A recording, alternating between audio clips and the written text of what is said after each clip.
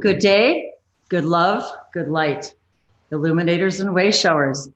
Thank you, thank you, thank you. It is once again in divine grace, gratitude, and honor that I bring to you and share with you and invite you to join us, me, Wendy, and Bree, on Wednesdays with Wendy as we share our expressions in all of the unlimited variations of light languages.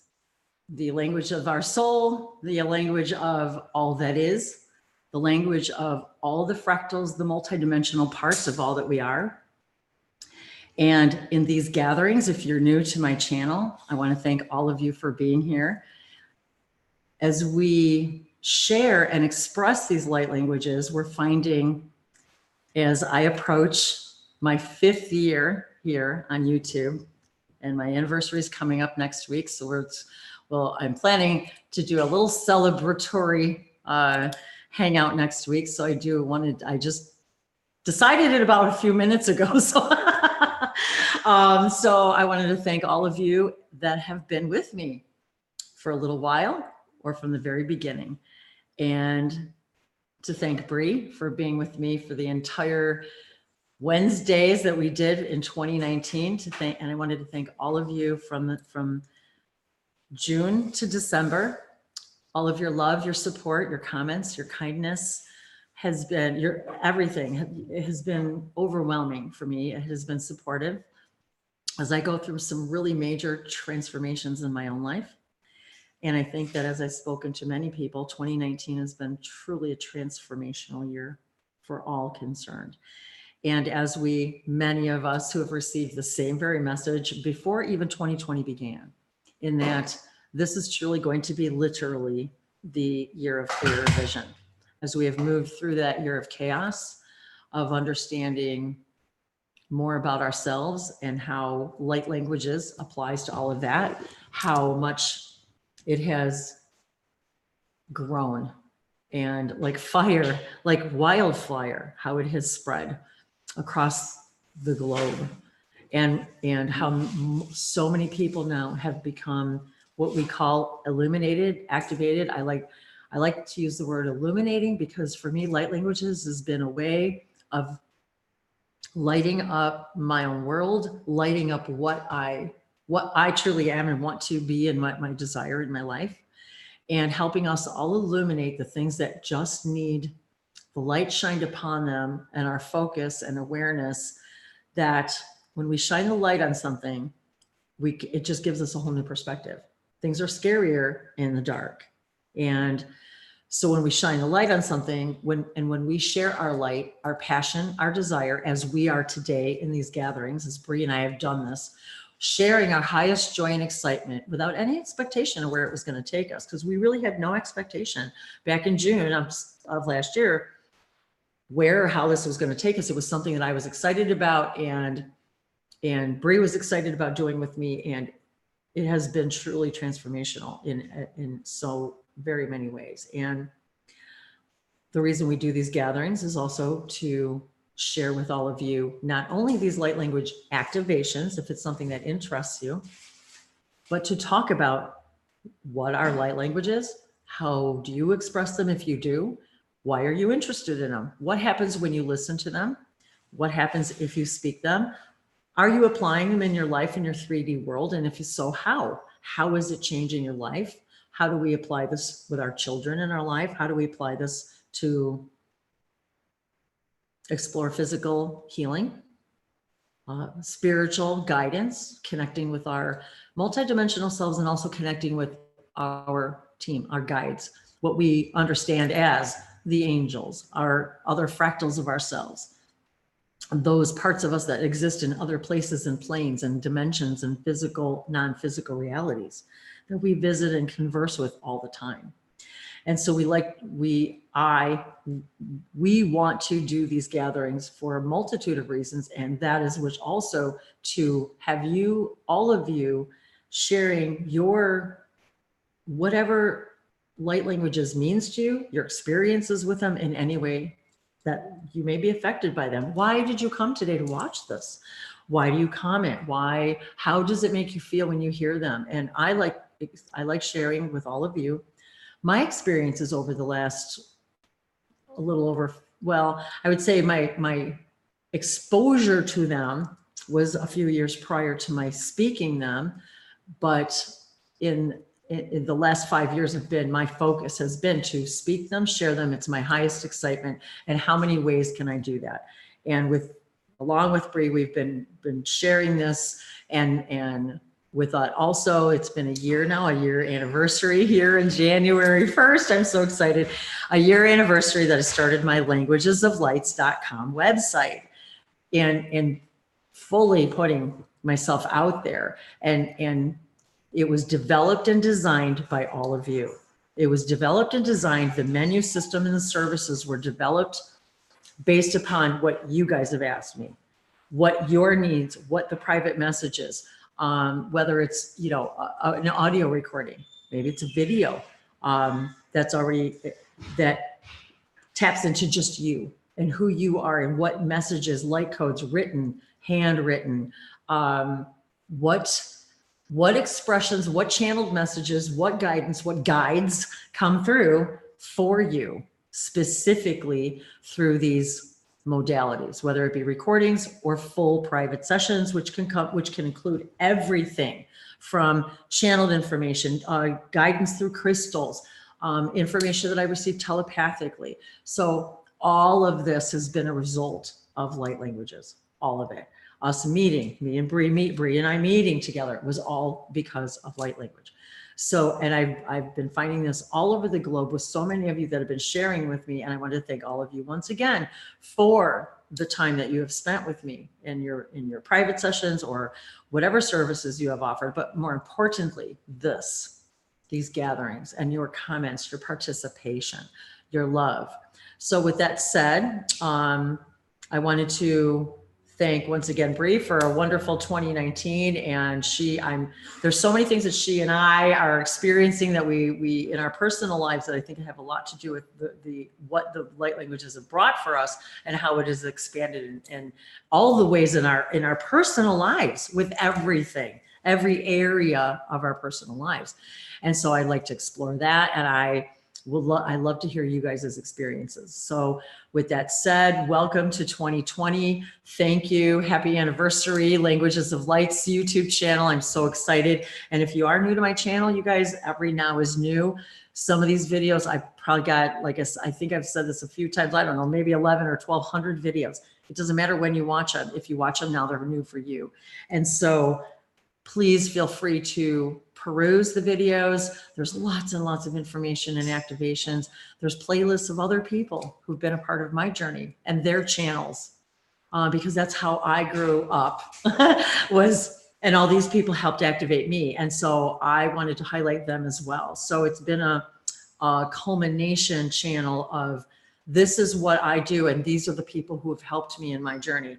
So I wanted to welcome Beck here in the room, and Stefan and Bree, if you would be so kind as my lovely moderator to help and let everybody know how they can be here with us. And this is my fiance, Dave. So here I am in Florida. We're coming to you from Florida. So we're in Eastern time, and Bree is in Milwaukee, Wisconsin in Central Time. And I also invite all of you to let us know where and when you are coming from, because we invite everyone from all over the globe. So if Bree would be so kind to let everybody know how we can join in, you guys can join in the room, interact with us in all the ways, and go for it. I'm gonna drink some water.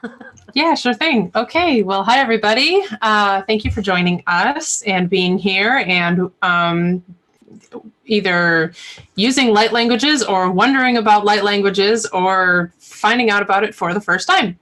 So if you would like to join in the room with us today in the Zoom room, you can join with your video on, or you can actually call in with your phone and just join with audio if you'd like to do that as well. You have both options. So you can go to Wendy's blog on her website, and we post on her blog when we have these gatherings. So the link is in there for you to join us in the Zoom room, or the phone number to call. So check that out. I posted it in the YouTube live chat So you can click on the link in there. If anybody has problems in figuring that out, just type in the YouTube live chat and I will help you. And hi, Beck. We have Beck in the room with us here today, and Stefan. Hi. So Beck is new. I have not seen or met her before, and she said that she has a question.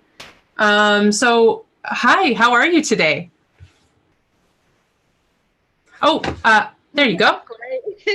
I think I've unmuted myself. Hi, how are you, Beck? Yes, we kind of know each other, so thank you. I'm so glad that you're here. It's so good to see you. Yes, hi. Brilliant. Please ask and share away.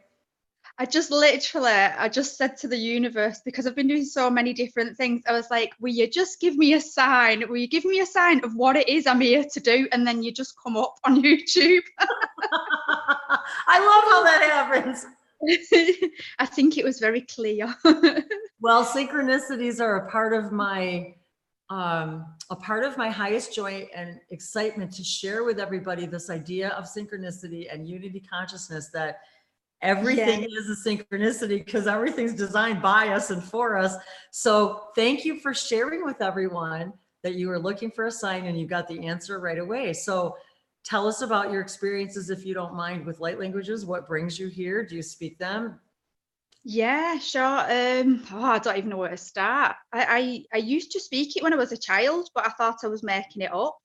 A lot of people have. I didn't start speaking until about 5 years ago, but a lot of people who started speaking them as children said they thought they were making it up.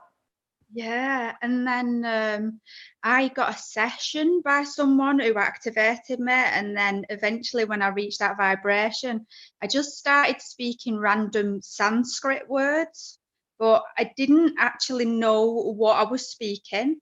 And I never ask, I don't ask questions. Maybe I could do, but I tend to like to not ask questions because I feel there's no blocks then, and it doesn't cause any sort of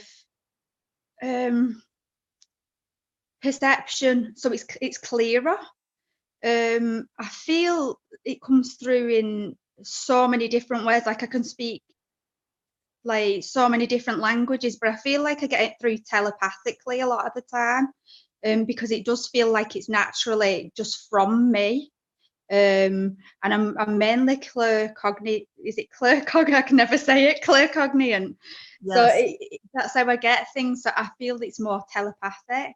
One thing I've realised, I don't know how I do it, but I believe everyone can do it, is I can channel anything. So if I pick up a crystal, or like if I look at the sun, or if I look at the moon, I can literally do the coding for it.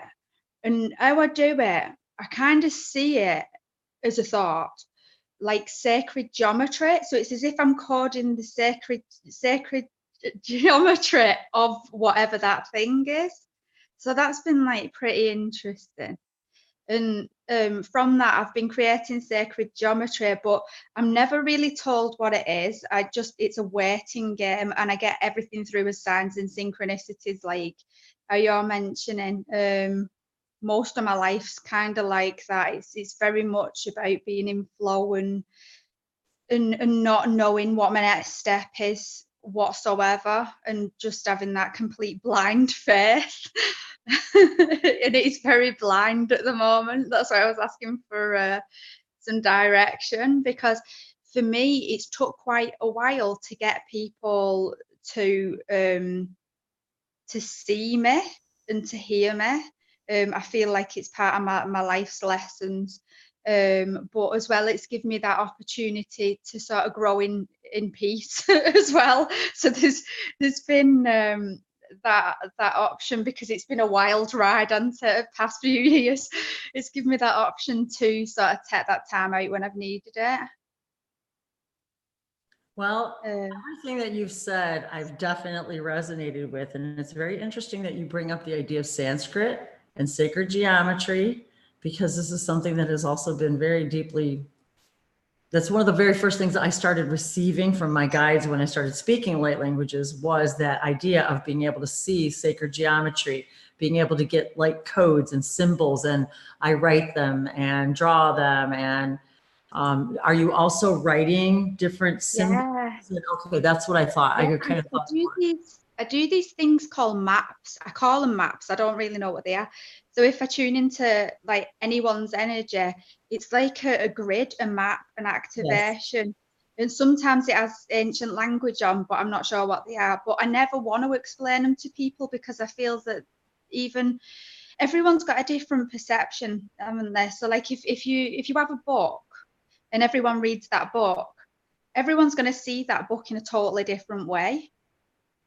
But there is no right or wrong of that It's kind of book. like looking at a painting, a piece of art, or hearing a piece of music. We all react a little bit differently to it for a variety of reasons. So I understand. So you're coming to us from England.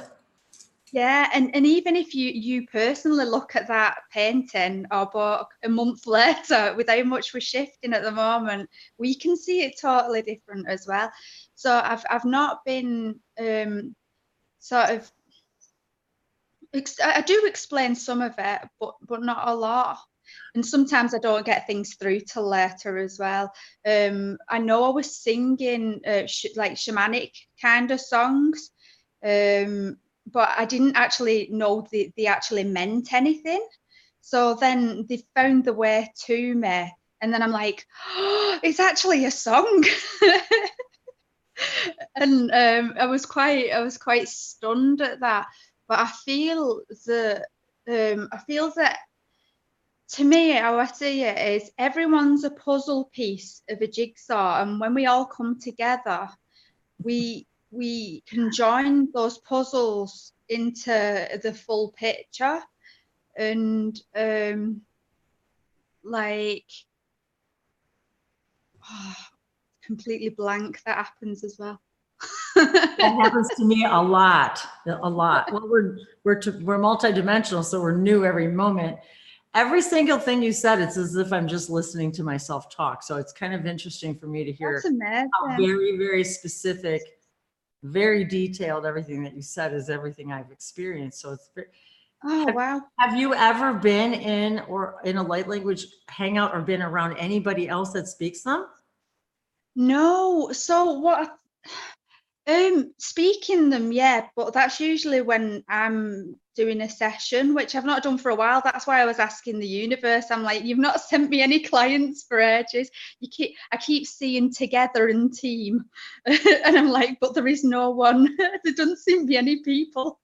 The one thing what I've noticed is I feel, and this is just a perception as well, that whatever we've gone through in our life is what we specialize with our light language. I feel that we can go on a complete deeper level with that specific area of what it may be. I feel that a lot. Like, I work with a lot of elements as well. Not that I knew I was doing that. It's only been afterwards I've realized that's what's been happening.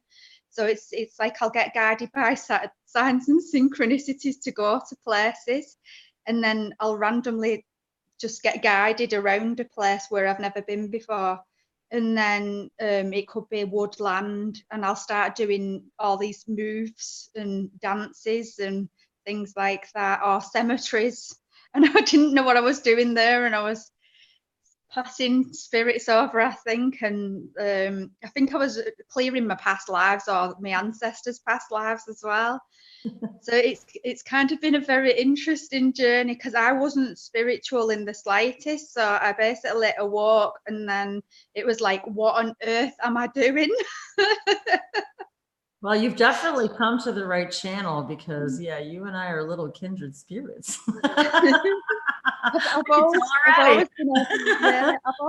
I've always been able to relate to your light language as well. I don't tend to feel a lot of light language, I've got to be honest. It's I don't always, not that I don't resonate with it, but feeling it, I don't always feel it. I agree with you, and I understand completely what you're saying, because I experienced the same thing. Ah, that's interesting. Very interesting. Yeah, well, and I think there's so many reasons why, because this is conscious energy we're talking about, just like how Reiki, you know, if you go to a Reiki healer and you say, hey, I have a ache in my lower back, I want Reiki today for this, the energy is conscious and it will move through you, and maybe the root cause of it is somewhere else, and so that might not get addressed right away. And so, you know, just like you said, the painting analogy or whatever, it's like we're all experiencing this energy in a different way because it's personalized for us. It helps us in the way that we need it. Many times I've said what you said about every time. I've told people that many times when you listen to the video, or even if you have a private session, you listen to it more than once, or you look back at the symbols that were made for you, they're different every time because we're different every time, because we've integrated the information, we're receiving higher dimensional information. Now we've processed it. Now we look at it again and we see it differently than we saw it before, because now we see the next layers of the things that we need to receive. Yeah. So it's very interesting how you've described very, very well many of my own experiences, which is why I invite people, even if they're old videos, it doesn't matter, because the information, even if you've already watched it. So very interesting, many of the parallels here, and I'm very happy to hear you explaining all this. Have you noticed a lot of time travel? I want to thank you for being bold enough to come into a hangout and be live and talk about it, you know, right out of the gate, because a lot of people, and I wanted to reiterate that to any of you who want to be in the hangout, you don't have to have your camera on if you want to be in the room and you want to ask questions, or share, or, you know, we do encourage people to come in because the vibration helps activate people, even if you're too shy to be on camera. And something else you said that really jumped out at me is what you said about, and this has been very common thread through all of, I would say many of us who speak light languages, our journey and our mission, the things that we did as through our lives, that those were the tools we needed to do this job now. And also that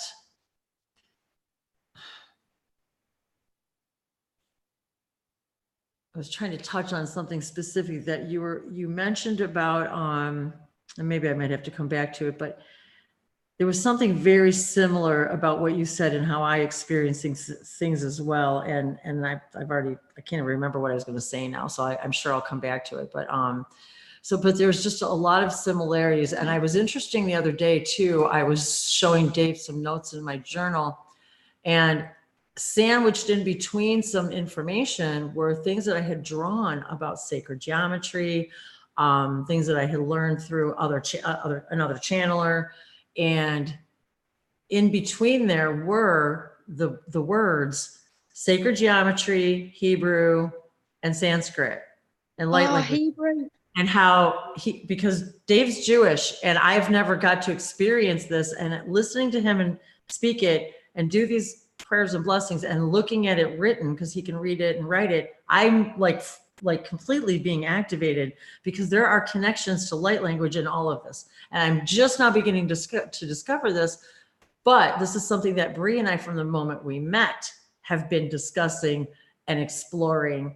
And there's other people who've written books about it. So you are right on the money with this about light languages and the connection between Sanskrit, light languages, and all of this. So did you have something to say about Hebrew? Yeah, what I feel, because I keep getting people from other countries who can't speak English trying to ask me to teach them how to speak English. And I'm like, how can I teach someone how to speak English when I don't understand your language? She's good at that too. she teaches people how to speak English. Yeah, I feel there's something in this, but what I'm realizing is I have had people say that it sounds like different languages, and I've channeled like the do you know, I can't think what they're called in Buddhism, where they do the like the mantra, the chanting, the monks. Yeah, they do like a fast chanting. I feel I've channeled that as well. But why I feel that we're quite possibly channeling these different languages is to show the unity that we're not actually from one place and there is no separation.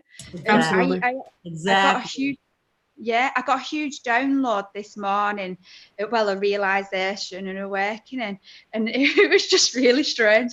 I was just in my house and I was like thinking, my house. For that, because I had one of those moments myself today. So very interesting how it just comes out of nowhere, and it's so overwhelmingly.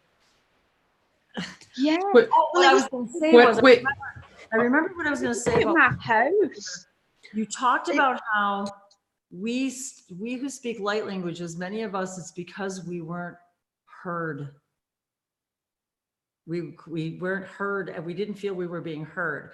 And Tina even mentioned that too in the chat, and how so many of us who didn't feel like we were being heard throughout our lives begin to speak light languages. We literally find our voice. We open our throat chakra. And this is what happens when we do these hangouts. Even if you're just watching the hangout, or say you watch this hangout later, everything, it all affects our throat chakras. Well, along with everything else. And the connection between the heart chakra, the throat chakra, the idea of seeing clearer vision with the third eye. And like you said, receiving the information and feelings and telepathic, and every way you receive it, I feel, we receive information very similar ways is what I'm saying to you. And what I wanted to ask you too was, would you like to share some of your light languages with people? And especially since you're new to this, and it's okay if you don't want to, but I was just wondering if that's something you'd like to do here today. And also to have Beck finish her 2 points. There were two things she was in the middle of saying. So. Oh yeah, sure. My realization was this morning. I was just sat in the house and I was like, right, the house is whole, even though there's separation with the rooms. But it doesn't mean just because there's separate rooms that there is no, like, it's not a house. Like, so there is no separation, basically. And then I was looking outside and I was like, and the front and the back of the house is the house because it's outside of the house. And then I was like looking at the sky and the stars, and not the stars, it was the sun. And I was like, and then I just extended it outwards, and I was like, and it just ended up just being completely like totally out there, where like nothing whatsoever is separate. And what I've realized is, like, I can think of a place and then I can channel that place. So it could be the other side of the world, or like, it's, say, where you are now, I can send, like, I don't know how I do it, but I can put my body where you are. Like, by location. I don't know. People have said I do it, but I don't even know I'm doing it. Yeah, that's by location. So that's directing your consciousness to go somewhere else, and everybody can do that. And that's astral projection, yeah? All right. You're teaching me something. Yes, yeah, it is. So, and there's different levels of, people can practice this and get good at it, but some people are more natural at it. It sounds like it's coming very naturally to you. You don't know. The other thing, everything's been like that. Everything's been a shock. That's very fun. That's cool. Like time traveling as well. That's been happening, and that is freaky. Like, that's been happening. Talk more about that, please. One of my sessions ended, like, the call, and it said ended in 1977. So I don't know. I have no idea how I did that. And obviously there was no internet then or anything. So that was the most sort of, oh wow, how's that happened kind of thing. Weird. I've been in places and visibly the signs have physically changed on the shops, but I can't work out whether it's the past or the future, what I'm seeing the shop changing. I've had things go missing and appearing from nowhere just in my house where I've shifted. What do you mean about these signs? Like, are they changing while you're looking at them, or you come back the next day and it's different? No, just as I'm stood there, it'll literally say it's a shop sign, and then it'll just change into a different brand. So it's like I'm seeing what either what the shop was before it or what it is afterwards. Wow. What it's gonna be. But I know I can see into the future because I've been like creating paintings. This was the first thing I started doing, was I started creating paintings. I'd never painted before, and they was all of my future. But What? I didn't realise that at the time. So they've all been stages in my ascension and in my journey. Wow. But I've thought I've known what they are when I've painted them, or kind of had an idea, and they've totally not been that. They've been something totally different. You mean like you started with an initial idea of the painting and it turned out to be something completely different? When I first did my first painting, yeah, and then one, my second or third one, I'd got through in sleep, if there is such a thing as sleep time, and then from then on, I've just literally, I'll get like a feeling I want to use a particular colour, and I just go with it and just play. But there is no playing in it. It's just, I just paint. But it is me painting. It's not like I'm channeling it and it's coming through like that. It's me physically painting. It takes quite a while. But it's like consciously I have no idea what I'm painting, but my super conscious or subconscious or whatever it's coming from knows, my soul knows what I'm painting. But it's like that when I do these maps and different sacred geometries and things like that. Sometimes I do know, and sometimes I'm not really sure. Could you show us an example of one of these maps? Would you be willing to do that, or could you describe what kind of a map you're talking about here? We're not. This is in geography, so. Yeah, they vary. I'll see if I can find one. Yay. That's exciting. Well, it's interesting. I could draw one for you and then send it to you. You can do that too if you want Great. to do one live. Yeah. Oh yeah, I love doing them. I find them really interesting. They're We always have a friend, Beck, Alicia, who I would like to introduce you to. She's on YouTube live right now as Temple Beautiful. And I think you should have a conversation with her. There are some things you two can discuss in terms of what you've been experiencing and ways to do it more consciously. I wanted to mention a couple things that you're describing about seeing your past and present and all that, because that's what's happening to me all along too.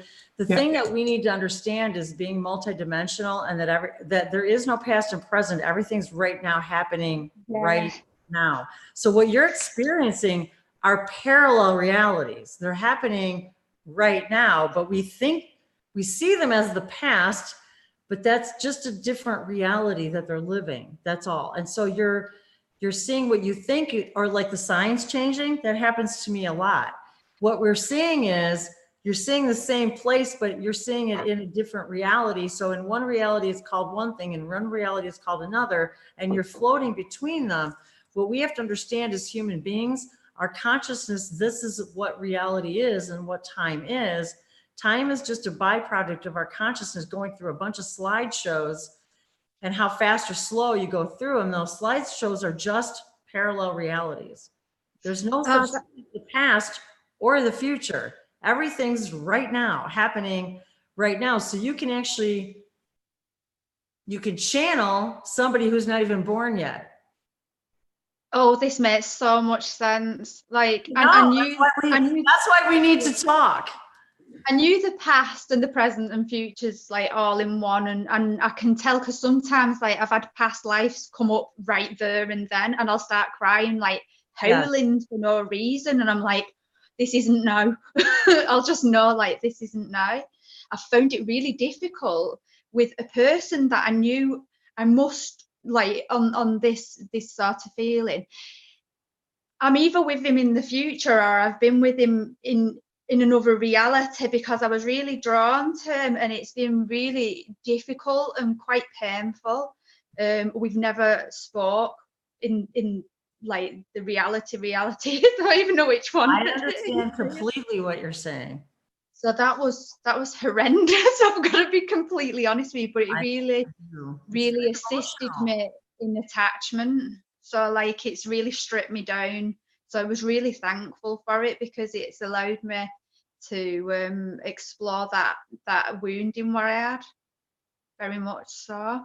This is one of them marks. I don't know if you can you see it? Yeah. Well, that looks a lot like the stuff I draw. They're very different. A lot of people have said to me when I write my stuff that they ask me, oh, are these maps? Are they star maps? And many people have said to me, Alicia has said that to me about my work, that a lot of my stuff, she said, it looks like star maps. Yeah, Wendy, that first one that you drew for me years ago before you started doing private sessions was somebody, Sheldon said it was a star map. Oh, he thought that it was a star map. Yeah, Sheldon. Yeah. And so that's fascinating that I'm seeing the similarities as well. Thank you for showing that, Beck. Was that for a person? Was that for yourself? Would you be willing to say? That was winter solstice. I just got 21st, 22nd, 23rd. Now, do you get any telepathic information when you're drawing, or can you tell me, like right now, we do a lot of very similar stuff, especially with the spirals, and there's a lot of similarities. I can channel the information when you're doing it. If I want to find out about it, I write. I channel the writing to go with it. I do too. It's not coming from my mind, because I feel then it's coming from the purest place. I do them like this, but I've also done them for illnesses. So if someone's got an illness, I've done like a map, and then I can do sacred geometry to go with it, and like an energetic prescription. So I've done that. Some of them are time portals, so they can take you back and things like that. And I only know this because someone's told me that happened with them. Yeah, they're just really interesting. I find that whoever it's for, like that were for the collective, but it depends on what that person needs at that moment in time, and I just draw what they need at that time. Like I said, if you want me to draw you one, I'll willingly. Yeah, I would love. Actually, it would really be really great if you want to draw one while we're doing the hangout, and just finish it whenever you want, and then if you want, you can post it. Like even on the Facebook page that's attached to this hangout, so everybody knows that you did it during the hangout.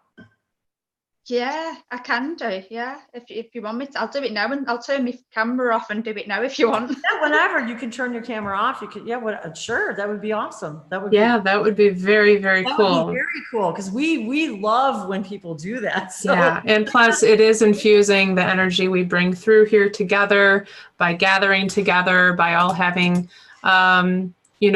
Positive, uplifting intentions. Yeah, do you want me to do it for all of everyone watching now? Yes, because you're already receiving the information right now that you're being guided to do it for everybody who's watching and anybody who will watch forever. Right, brilliant. I'll sort it now. I'll just knock my camera off. Okay. Yeah, whatever you need to do, that's fine. Do what you need to do. Now, Beck, do you have, when you're bringing that kind of stuff through, it happens different for everybody, but do you have light language that will come through telepathically to you that you will hear, or do you speak it when you're drawing, or what is that process kind of like for you? When I've drawn it, I can definitely do the light language to match it. So that's the other way I do the information. I prefer doing it that way, if I've got to be honest, because I just feel like when English is channeled over any kind of light language, and it's just my preference. I'm not.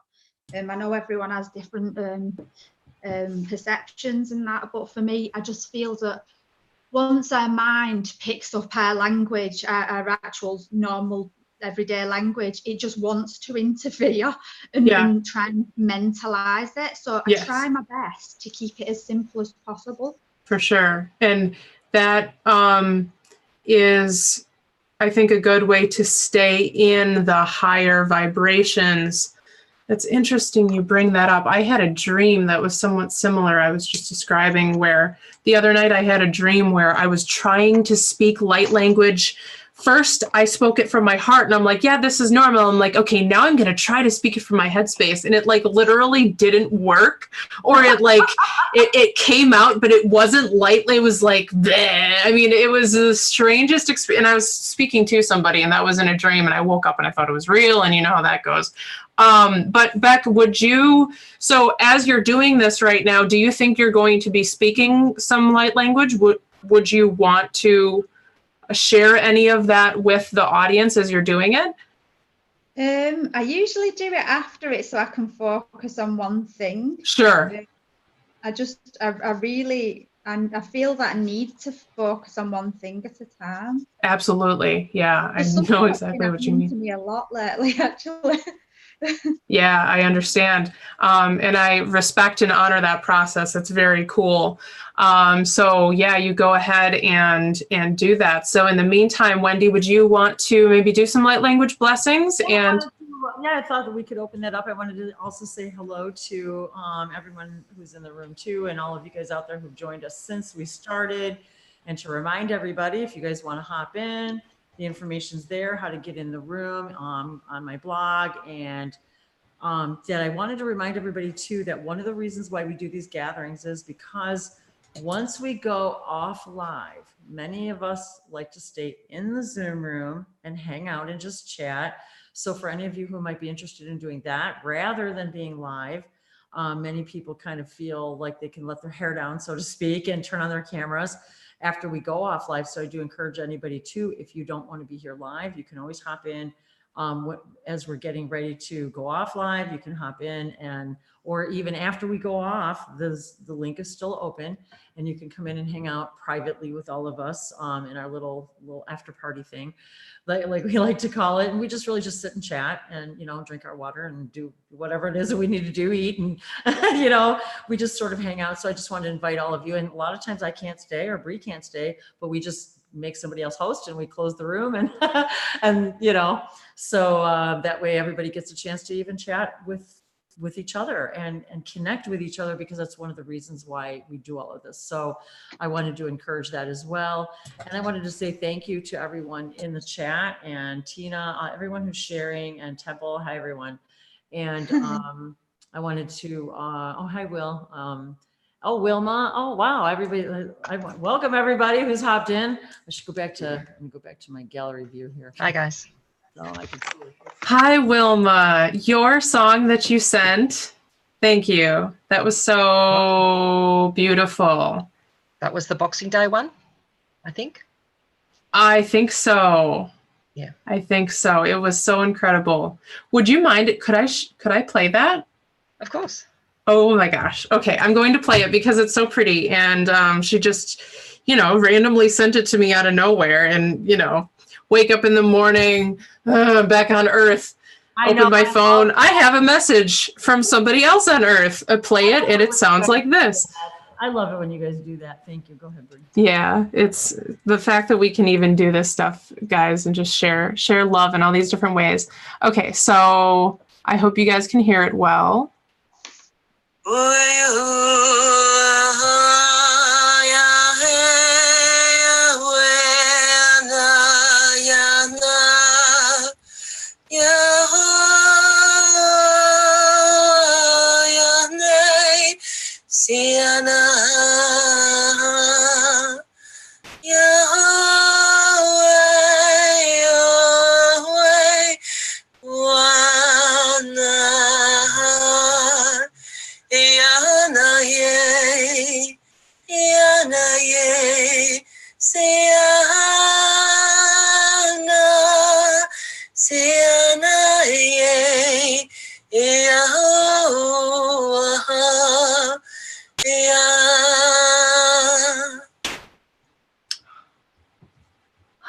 That was beautiful. Oh, thank you. Uh, Sharing that, Bree. Thank you, Wilma, for putting that out to the universe and all of us to share and be activated today. And I want to remind all of you, if you want to share something or ask a question, if you're here in the room, you can hit your little raise your hand or just take your mute off so we know that you're not muted if you want to say hello. Hi, Ivy. Thanks for joining. And hey, Will. And I wanted to say hi again to everyone in the room. Beverly, I wanted to say hi to you too, Beverly. Did you have any questions or want to say hi or anything? I just want to make sure. oh, wait, hold on. Can't hear you. Let me unmute you, my dear. Okay. There you wait. Oh, I guess you have There we to. go. There. There you go. Yes. Is that better? And hi, Yes. Jody. Hi, everybody out there. Love you guys. Oh, Yay. Sonia. Hey, Sonia. Yeah, thank you everybody who said hi. And last time when we met, I'm not very savvy with this technology. For me, it's really quite hard to find my way around. So I didn't know how to stay on, or I didn't even know if anybody was staying on. So if I sort of disappeared, it wasn't because I was being rude. I just didn't know what to do. Well, you're in the right place because you're always welcome to ask questions and whatever we can do to help you guys get in the room and stay in the room. We're always happy to do what we can. So just to update you, I had a lovely Christmas, really quiet, but I've had a lot coming through, different things coming through, a few more symbols coming through. Rotating triangle with points at each point that came through. I saw a little girl. I thought it was me. I thought I was looking at myself as a little girl with a handbag, because I used to go to Yorkshire to see my nana, and I used to go on my own, which for a 6-year-old to get on a bus and go 200 miles. And as this little girl came towards me, it wasn't me, but I don't know who it was. Little girl, about 5, 6. One of the interesting things, I keep seeing star person, alien, I don't know how you like to refer. And I was listening to somebody else's post a couple of days ago, and she drew an image. She brought these aliens forward to talk, and they were called the Zeta. yes, we're familiar with them. Okay. So because a lot of the images I'm seeing of other beings, of course, I don't know their names. I don't know anything about them. So this put a name to one that I'm seeing all the time. It's one of the main focals. I see Zeta. So she talked through what they were about. She talked about how some people perceive them as negative. But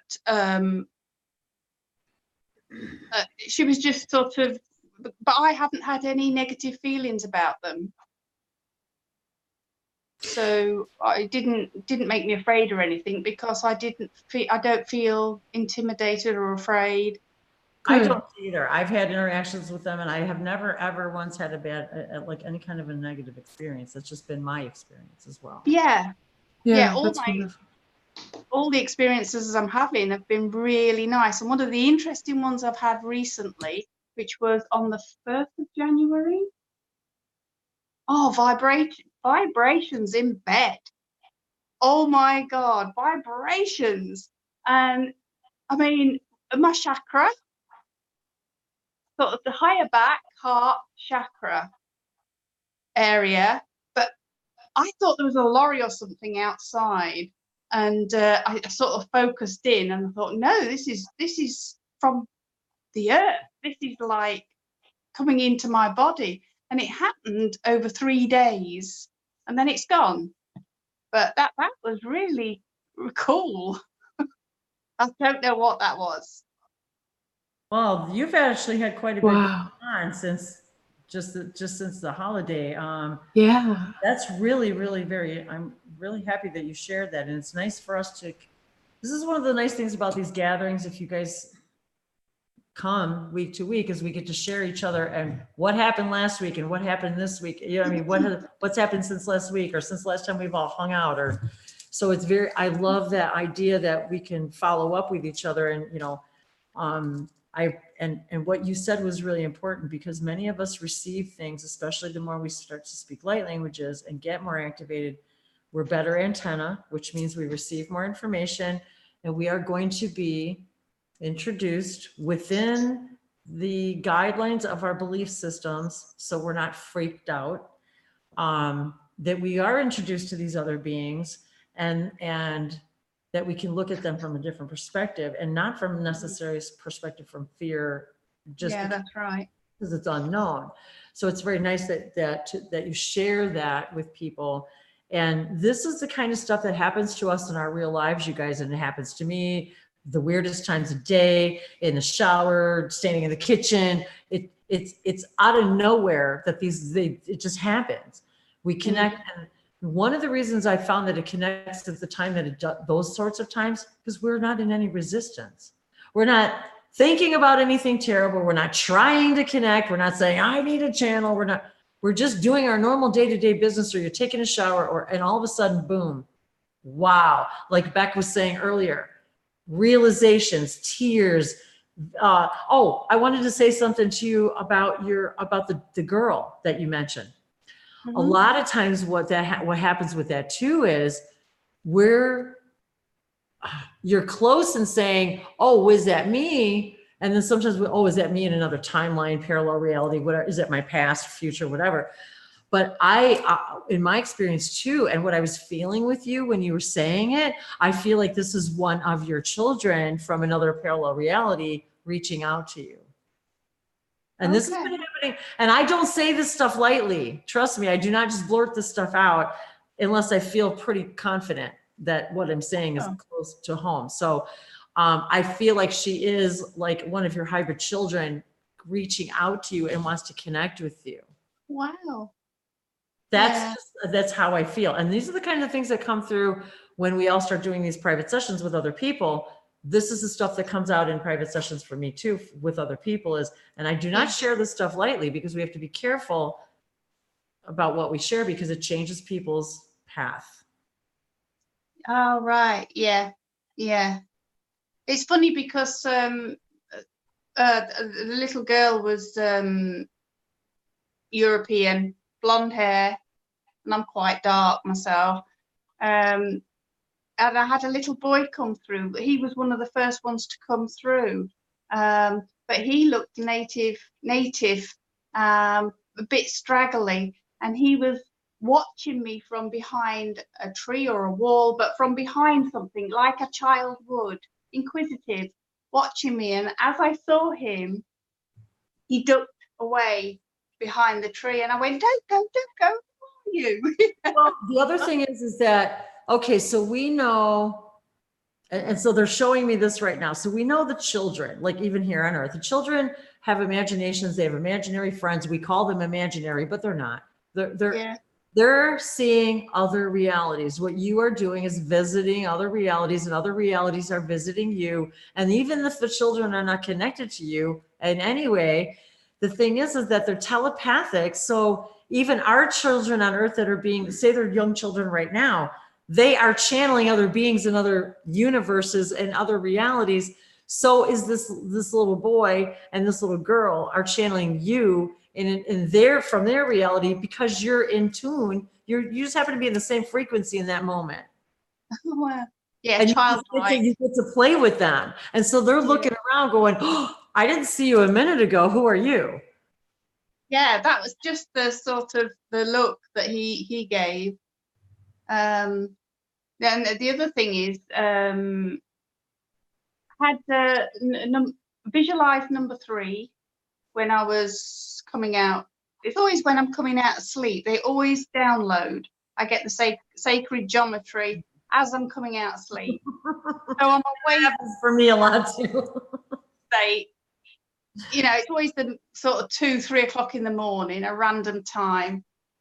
They showed me I got number 3. Number 3 keeps coming up.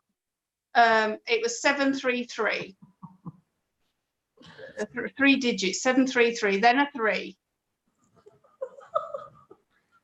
Why are you laughing? So many synchronicities. That's why we're laughing. Sorry, just carry on. Okay, so anyway, I've watched quite a lot of your videos over Christmas. Oh, my videos? Yes, I love the singing. Well, thanks. So, and actually, I find it quite refreshing because I've just gone back to work, which is awful when you've just had a fortnight off. And I never sleep. That first night before I go back to work, I can't sleep. It's just like, there's no point in even trying to go to sleep. So yesterday, Monday, was a nightmare. It was horrible. Went to work and I just felt shattered all day. And you kept me going because one of your songs from 333 Oh my God. kept coming through my mind. So you kept me going. Thank you for saying that. You just have no idea, you guys. When you share this kind of stuff, you have no idea how synchronistic this stuff is.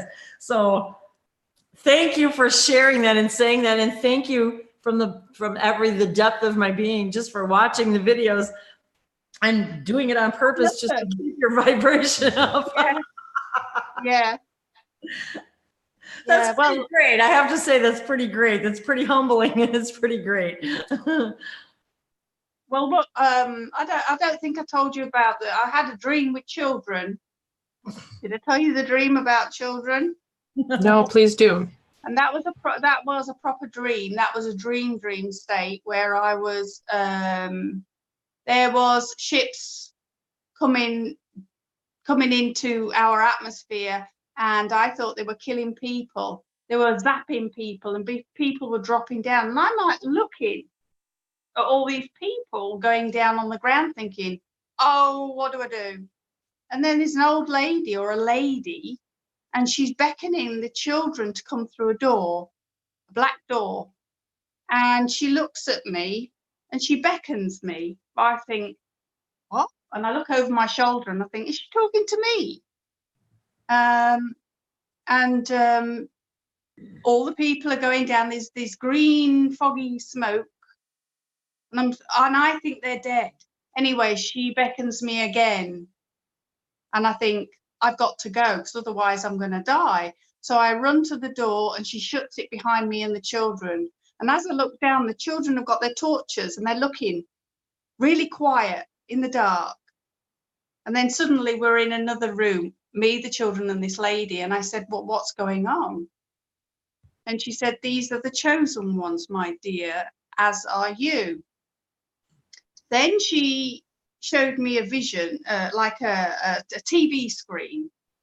And it showed me that the people who were zapped down on Earth were actually being enslaved. And they were like underground, and they were being enslaved by these giants. And I said, we've got to save them. We've got to help them. And then me and the children were doing something, and that's when I woke up. But it was, you know, like when you're in a film set, it was so real. Well, we have to understand that when we're sleeping, that is our multidimensional, that is who we really are. When we wake up in the morning, which is why I've said this to Dave before, that time period from when you wake up, there's only that few minutes where it's a special time. It's a special place where you receive information because you're in between the realities and you're able to bring things through and remember things.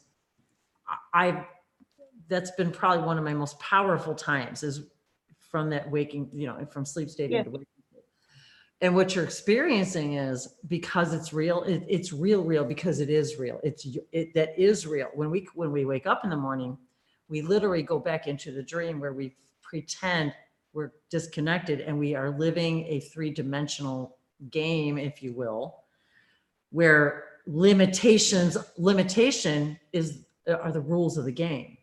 Yes. That is the rule of the game. So when we're dreaming, and now that when many of us are having start speaking light languages. Like, I don't know how to describe this, but since we're talking about dreams, I've had dreams that I remember, like I'll dream a dream and I can remember it, say 20 or 30 years later, and I remember it frequently throughout my life, if we understand time as linear experience in the third dimension.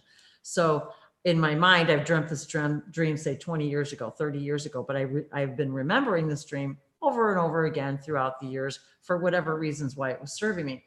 What's been happening to me is when I meet people, and specifically right now because of Dave and how our connection, all of a sudden, all these dreams are coming to me now, and the blanks are being filled in where he's there. Right. In all of them, but Yeah. but I didn't see him before. Yeah. I don't know how to describe it. Like the person was there, the figure, but it was faceless. And now I realized we were having it's just another reality. Yes. Yeah. And also, it wasn't written yet. No, this is exactly. See, this is what we don't understand. Yeah. Yeah. It's strange. I keep coming back onto fractals as well. I keep Yes. finding lots of information about fractals I knew nothing about. I mean, I work in science, so thankfully I understand the rudiments of fractals. But I keep getting drawn back to fractals and geometry and pi. And it's Somebody because is leading me. what we've all been talking about today is in my journal that I've been talking, but it was the pi ratio, the pyramids, the sacred geometry, the connection between sacred geometry, crystals, language, light, information, all of it, how it's all, and that's why Beck can read the sacred geometry of a crystal. And the same thing, many of us, we're beginning to understand, as yourself, metaphysics is just physics we don't understand yet. The laws of physics that we have here on Earth are going to change. The laws of physics themselves will change. When that happens, everything related to what we understand about those laws is going to change, because everything is relative. Yes. Yeah. Everything is relative. So it's always going to be relative to what our belief system is.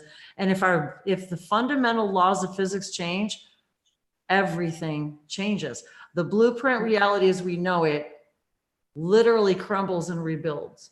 Literally. Yeah. Can no longer support itself. Yeah, I know that there's I feel that it's got to that point.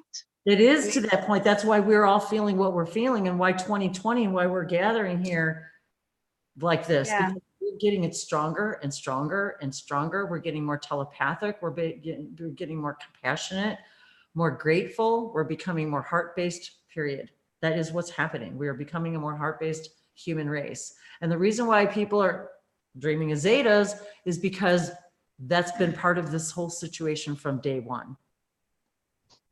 Day one of the human race, day one of the whole thing has been because of all of this, all of them, the human race. We are creating a sixth human race here, you guys, a sixth hybrid race. We're it. We're the ones giving birth to the new generation, the new race of human. This is the way it is, whether we want to own this or not. Yeah, there's a lot of information that people can look up if they have no reference point of what you're talking about, Wendy. Bashar's video, which is for sale on bashar.org, the hybrid rate. Oh, the 5 hybrid races. I encourage all of you to purchase it. And I'm telling you, you're going to have a whole completely new clear vision. You're going to have a new understanding of what this is all about and all of our parts in all of this.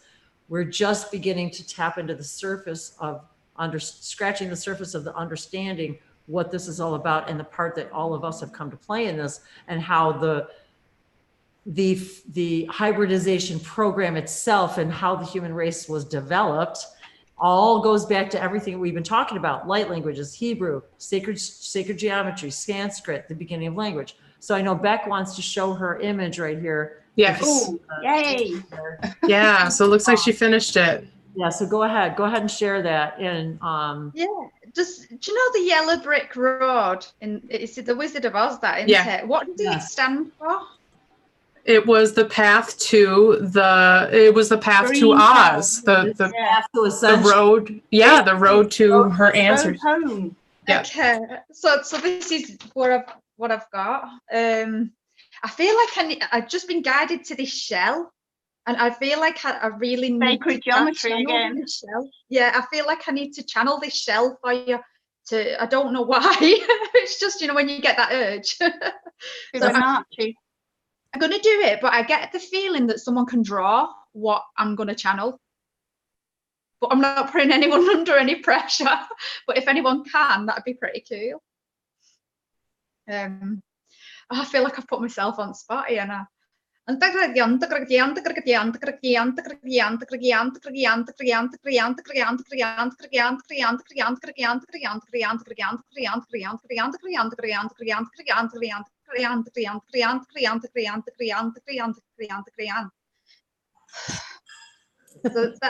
that's how it looks. That's how it sounds. And I was getting 369. Awesome. 369, sacred geometry. Yeah. It's a spirally one as well. Yep, I don't have this right one here. Well, that's very interesting because lots of synchronicities with the shells. I have always collected seashells. There's a lot of sacred geometry in seashells. There's seashells everywhere in this room and all over this house. There are seashells in every room and spirals. Every shell. I mean, I picked up a shell too. So I've got shells all over. Oh, here's one here. You can see, here's the spiral on it. I'd seen something with Atlantis earlier as well, but it was just something really quickly. Like so I'm wondering if it's something related to that as well. Another thing is, Beck, is one of the first channelers that channels the Sasani, which are Bashar's race of people, which are we are their ancestors. We are their parents. We are their grandparents. We taught them. They learn, and they have an entity by the name of Shell, which was one of the very first entities that a friend of ours, Jim Charles, channels, which you can look it up, Shell from the Shikani and Sasani. And I've been collecting shells, and then I just met a person named Shell the other day. We've had a couple people here in our hangout with the name Shell and Shell. So lots of shell synchronicities. So I've been actually literally channeling and talking to shells for years and years and been collecting them for years. And one of the first things I ever connected to with light languages was to shells. So very interesting. You and I have so many synchronicities, even the way you draw and the information that you get and how you draw them. And could you show that again, please? Could you hold up your drawing? The drawing, all right, are you ready? Right, it starts, it'll be backwards on it. It starts here. Can you see that? I'll try and do it really close so you can see. Can you see that? Yes. And then it goes to these stars. And then it's followed the yellow brick road, which is there. And then there's a honey pot, so that must be our abundance. This is the final bit, so just ignore that for a minute. I'll take this as a movement and this being parallel. I feel like it's coming in and then going out. That's one of the writings. No idea what it is. I can tell you several things of what's going on here. A lot of these are very similar. You kind of just tapped into a lot of the energy here too, because also being that we have stars, we have Star of Davids around the house all over the place. His name is David. The stars that you drew are the Merkaba, which are one triangle over another triangle, which is what the Star of David is. It's also sacred geometry. Even the colors you chose, the way you did the sun and the spirals are almost identical to things that I have drawn. the writings that you put up in the corner that you don't know what they are. I have done many of those. They tell me all the time, and they're telling me now with you, those are messages from the archangels. I could tell by looking at it. Oh, cool. That feels like there's some kind of blast. It's not just like the sun. It feels like it's going. Yeah, like, there's definite energy there. And it's interesting how you've got the two stars, they're blue and purple, which are, the throat chakra, third eye, and ultraviolet. And then how you've got them with the arrows. That's very interesting. And the honey pot, that's a whole nother thing, because it feels like it's masculine and feminine as well. Like definitely. Emerging. I'm just coming back to a painting, what I've done, what's a prediction. It's probably around this time, same colours, and it was our higher beings who's helping us.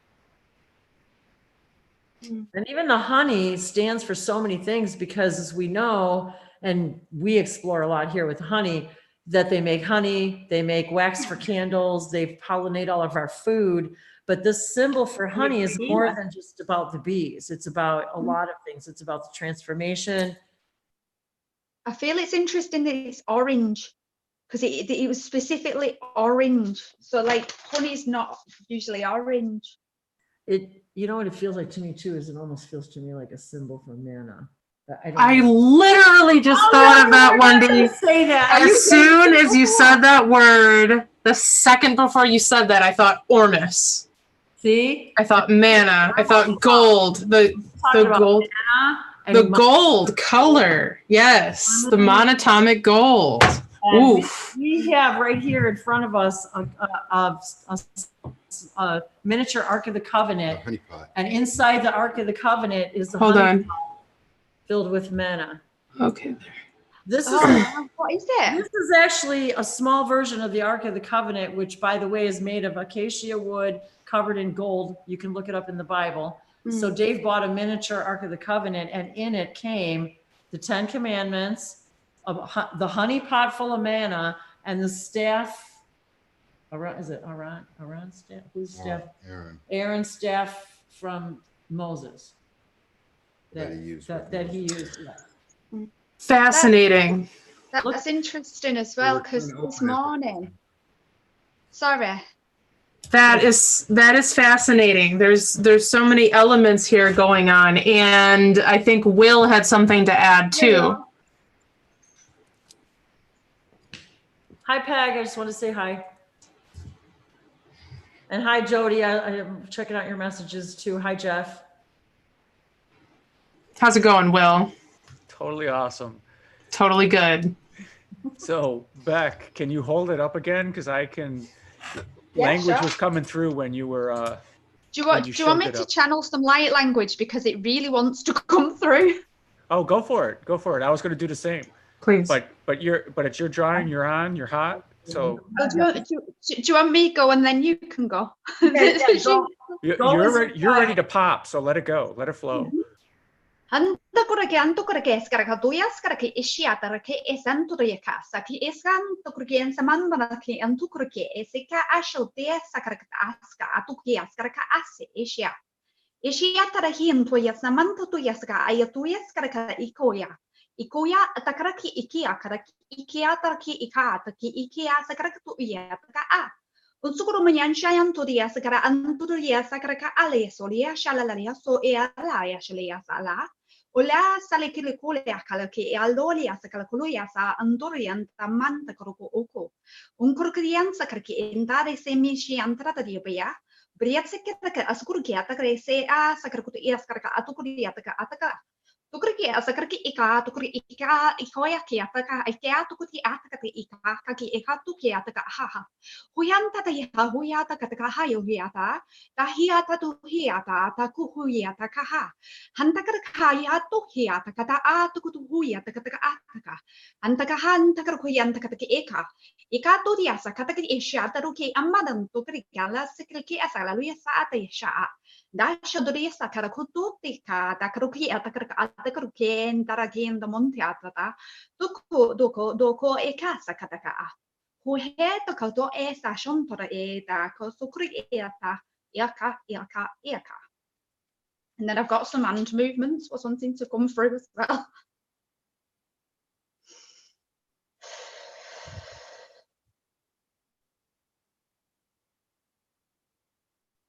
Well, I was getting a little bit of information. Do you have any, are you getting any feelings about anything or hearing anything? I'm just burning up. I know how that feels. Well, I was getting some information. I was going to see if anybody else had anything to say to see if it was in parallel with mine. So I'm not going to say right now. Go ahead, Will. Thank you for that. Thank you for that. That was really interesting because I got some information through that, and I just wanted to see what you felt. Go ahead, Will. Yeah, Beck, that was totally epic. And to me, you spoke to a lot of your drawing there. The stuff in the lower left-hand corner, though, I'm getting some language on that. If you can hold up your document again. Yes, that stuff. Yes. Yes. Yeah, that's cool. I really like that. That's pretty awesome. Okay, here we go. Hatakiariata achitia taharitia taru. Sha'ara hatakai sahataria nanaharaska achara hatora watara harshi. Tiriakatara harskanara atakachiri. Uraharnara arisa atia. Huta arhariet achatitia tiarina. Usa arish atakaya tishaya ataria ratka. Ucha arura risaka chichaya ta arana nini naraska hata sisisia jarsa. Arahatkachi arsanaria to katidiri rotokora mudaria. Shishia shagazgia tedidia hanani satachi. Sehia rit katakachi risa nanani artatar tuhu. Ura harishaya. Katadia risana harisha akatiria tarishoyo dotu. Tuhura nanania ria kashaya. Harhia ta arisa nanania shakaur wutugusha. Isahara dia takaya charsa kananaria takuhurwata. Iria shashaya nanaria kahawaha.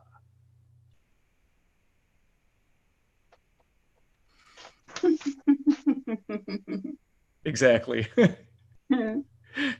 That was really cool, you guys. Thank you for sharing that. That was really awesome. So what'd you get there, Wendy?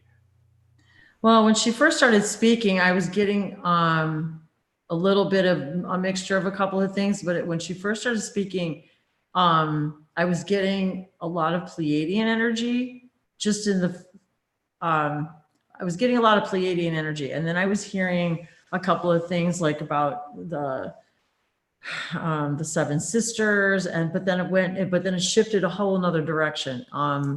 So there was several different layers of stuff coming through, because I was also getting Arcturian energy. I was hearing a little bit of angelic messages. So it was a lot of layers of different things. And that's just a very small perspective, very small. So anyway, I was just a lot of synchronicities in your drawings, Beck, just a lot of them. There's always different languages as well. I'm like, I know. I've been drawing, I can't think where I've put it, but I don't know if I drew it or painted about 7 stars, and I feel like that relates to them sisters. You did? See, and I kept hearing something about, because the Pleiades, wasn't that what is that, Will? The moons, the 7 moons are the 7 sisters? I forget. I'm not sure. It feels like it's all of them's the same thing. But it is. But I kept hearing that through you is that you were connecting and bringing information through from the Pleiades, from the Pleiadians and the Pleiades, and representing that idea of the 7 sisters. What was interesting, when I channeled this, I got bit.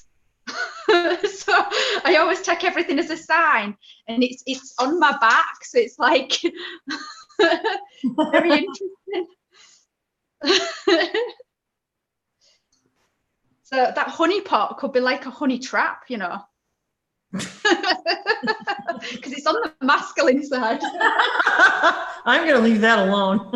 Yeah, it's not a trap. It's I'm not a leaving trap. that alone. No, I don't. I mean down that yellow brick road. Because the traps are like that might be. It's before the in and out bit, isn't it?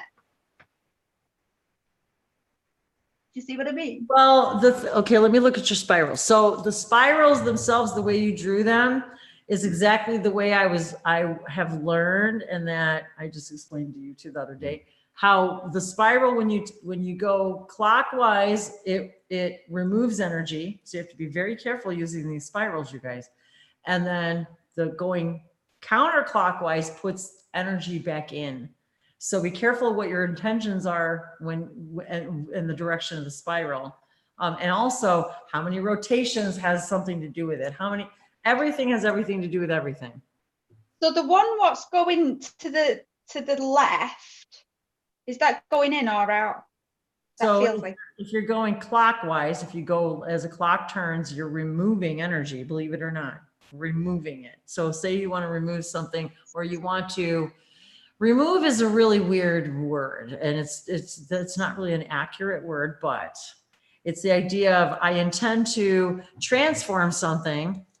So I'm going to, and again, remove is just a really weird word, but say you really want to remove negative energy, you would go in the clockwise idea of I'm removing whatever energy no longer serves me, and then counterclockwise is I'm replacing it with like an intentional higher version of whatever the situation is, or the healing, or the physical benefit, the disease, whatever you're working on.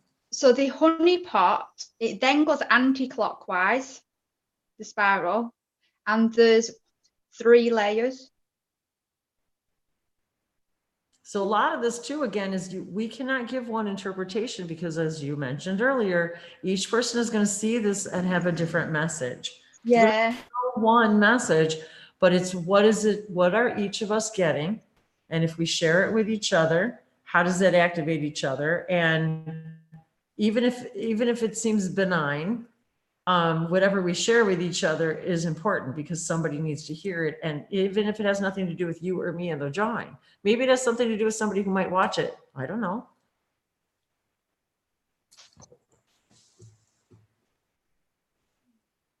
So the whole idea is, the whole idea is the expectation, to not have the expectation. Oh, Wilma had to leave. I didn't get to say goodbye. Bye, Wilma. Thank you for coming. Sometimes I don't see the chat quick enough to respond. I was looking at Tina's message, and it says there's a ceremony at Uluru Sunday in Australia with the Pleiadians to restore an umbilical cord from the sun to the earth. Oh boy, there was a ceremony that was interrupted in the past from completing. I see that in the yellow brick road, but I'm still sitting with the ceremony to understand something more that is still hidden. So very interesting that you brought that up, because one of the and there's a lot of layers to the things that we all get, but the whole idea of what you just said about the umbilical cord, I had a very interesting telepathic thing happen to me today, and it was while I was filling a water pitcher, and it was for other reasons, but what you just said about the umbilical cord struck a chord with me. Oh my God, it was puns. Oh my God. I really did not mean to say that. Because it was all about water and birth and new birth, and because we swim in this like ether of water of the same, I don't know how to explain it had personal messages for me, but now that had nothing to do with this. But now that I'm reading this and now I'm hearing something else completely, simply because Tina shared that about that idea of Uluru. And Uluru, you guys, it's in my book. Uluru is one of the chakra points of the planet. And now I got to go look it up in my book to see which one it is, because I can't remember. And it feels like it's really important to know this. And I can't remember. And could use our prayers and good energy right now. Exactly. And of course now, because of all Australia. of that. So, but I want to say to you guys, when you're doing this thing for Australia, they whoever they is right now is saying to me to tell all of you, be careful of your energy that you're putting out there when you're doing the stuff for Australia and the fires, because what happens is and they are telling me this, you guys, if we're not careful, everybody who's putting their energy out to this, be careful that you're not feeding the fire. Be careful you're not feeding the fire. That's all I'm going to say, because our intentions are all key here. So when we're talking about and thinking about this, are we in the lower vibration about the oh my God, what's happening? And oh my God, I got to send in healing. And oh my God, oh my God, oh my God. Yeah, like we have to fix it with our egos. How are we fanning that fire? Be very careful, you guys, about what you're sending out there when you think it's blessings and healing, because and I'm hearing this loud and clear, and I'm not saying this, so don't hold me responsible. But what they're saying is that we have to be careful as humans how our intentions are, because we tend to look at it from a negative perspective, and then we feed the negative perspective by thinking it needs to be fixed and healed, instead of embracing the reasons that it's happening and praying for that. What is the reason? How is this serving us? How can we see the service in this? For the optimal solution, for the optimal outcome. To Australia, not this pain and agony and sorrow, because we're feeding the fire. Yeah, and it's very important. And then also for people who are aware of this stuff and they say, okay, I know that I have influence energetically over what happens in all areas of my reality, internally and externally. So I'm going to send rain to Australia. And some people are thinking that monsoon type rain is a good thing to be sending. So let's maybe tamper that down a little bit. I don't think monsoons are going to help what the animals and everything, but rain. And there's gentle rains falling. So we can just continue in all of the earth changes that are happening now and that are going to continue to happen in this massive period of change and transformation and rebirth on this planet. We can send our love for the process and love for each other and ourselves as we're going through all of this. And that's what's going to help the most more than anything. Beck. I was just, I see Beck. But do you see how Tina's message and just sharing it prompted all of that? Oh, so what do you got there, Beck? It did. Just with you saying about the cord and the birth, I remembered a painting I did. And it's about natural disasters, and I noticed there was like a spine on it, which was really prominent to me, which relates to support, doesn't it? And healing. But the rainbow serpent's about natural disasters. So, and the dark, and that being the belly, the belly of the earth. Can you see it? I can. No, we're mesmerized. Sorry. It's amazing. And I just had a conversation last night. I just had a conversation last night with Jacqueline, our friend Jacqueline Smith, about Kundalini energy and how we have to be careful with Kundalini energy and maybe not try to activate it if it's not ready to be activated. Well, it's funny you say that about Kundalini energy too, because when we look at the star, when you look at two triangles, one inverted, and you put them on top of each other, they become the star, the 6-pointed star. Yeah. That is also our Merkaba, you guys. A triangle, two triangles, one inverted, and the points touch and they spin. But the idea is that when they merge together, they become that 6-sided star. You have a lot of triangles on that painting. What I find interesting, huh? I still don't know what they mean, but I feel like one of them's the Intergalactic Council. I really just get this massive, like, there's something with that one. And well, the Intergalactic Council is how do I say, I don't want to say someone, a collective that I've been connecting to for a very long time. You and I are so very alike, it's not even funny, Beck. I mean, seriously, the way we receive information and the way you describe it, and we're very, very much alike. I have a feeling that we're probably very, very soul connected, like big, big, big time. Like you even look a lot like my sister-in-law, and I don't know. It's just really weird. When did you Don't paint put that away Beck? yet, please. Oh, okay, great. When did I paint it? Probably, it's definitely over a year ago. Interesting. I did one of fires as well. I knew this was coming. Wait, hold on. Wait, bring it back. Okay, what's up, Will? So I see the upper triangle over the solar plexus chakra. Okay, which is our willpower. And Wendy also mentioned Uluru earlier, which is the solar plexus chakra of the planet. Okay. Okay, guys. Yeah, go ahead. So Wait, which one, Will? solar plexus. Oh, it is the solar. Are you okay? You're okay. Is that what your notes say? I gotta go look at my book to see if that's what Bashar said, which one it was. So I will double check, but you're probably right. I just did a quick Google search. Oh, you did? Okay, cool. And The sorry. colours relate to the sacral and solar on here, like there's orange and yellow. Yeah, Tina Moore just said in the YouTube live chat, rainbow serpent is associated with Uluru. So, wow. That you would draw that a year ago, and we're talking about this now. What's Uluru? That is the solar plexus chakra point of the earth located in Australia, the giant flat rock that is often depicted. The giant, beautiful orange. It's an orange color. So this is all in absolute alignment, Beck. These Sorry, Will, go on. Extremely important when I was pouring them. It was like they had to be exact, and I don't usually paint like that.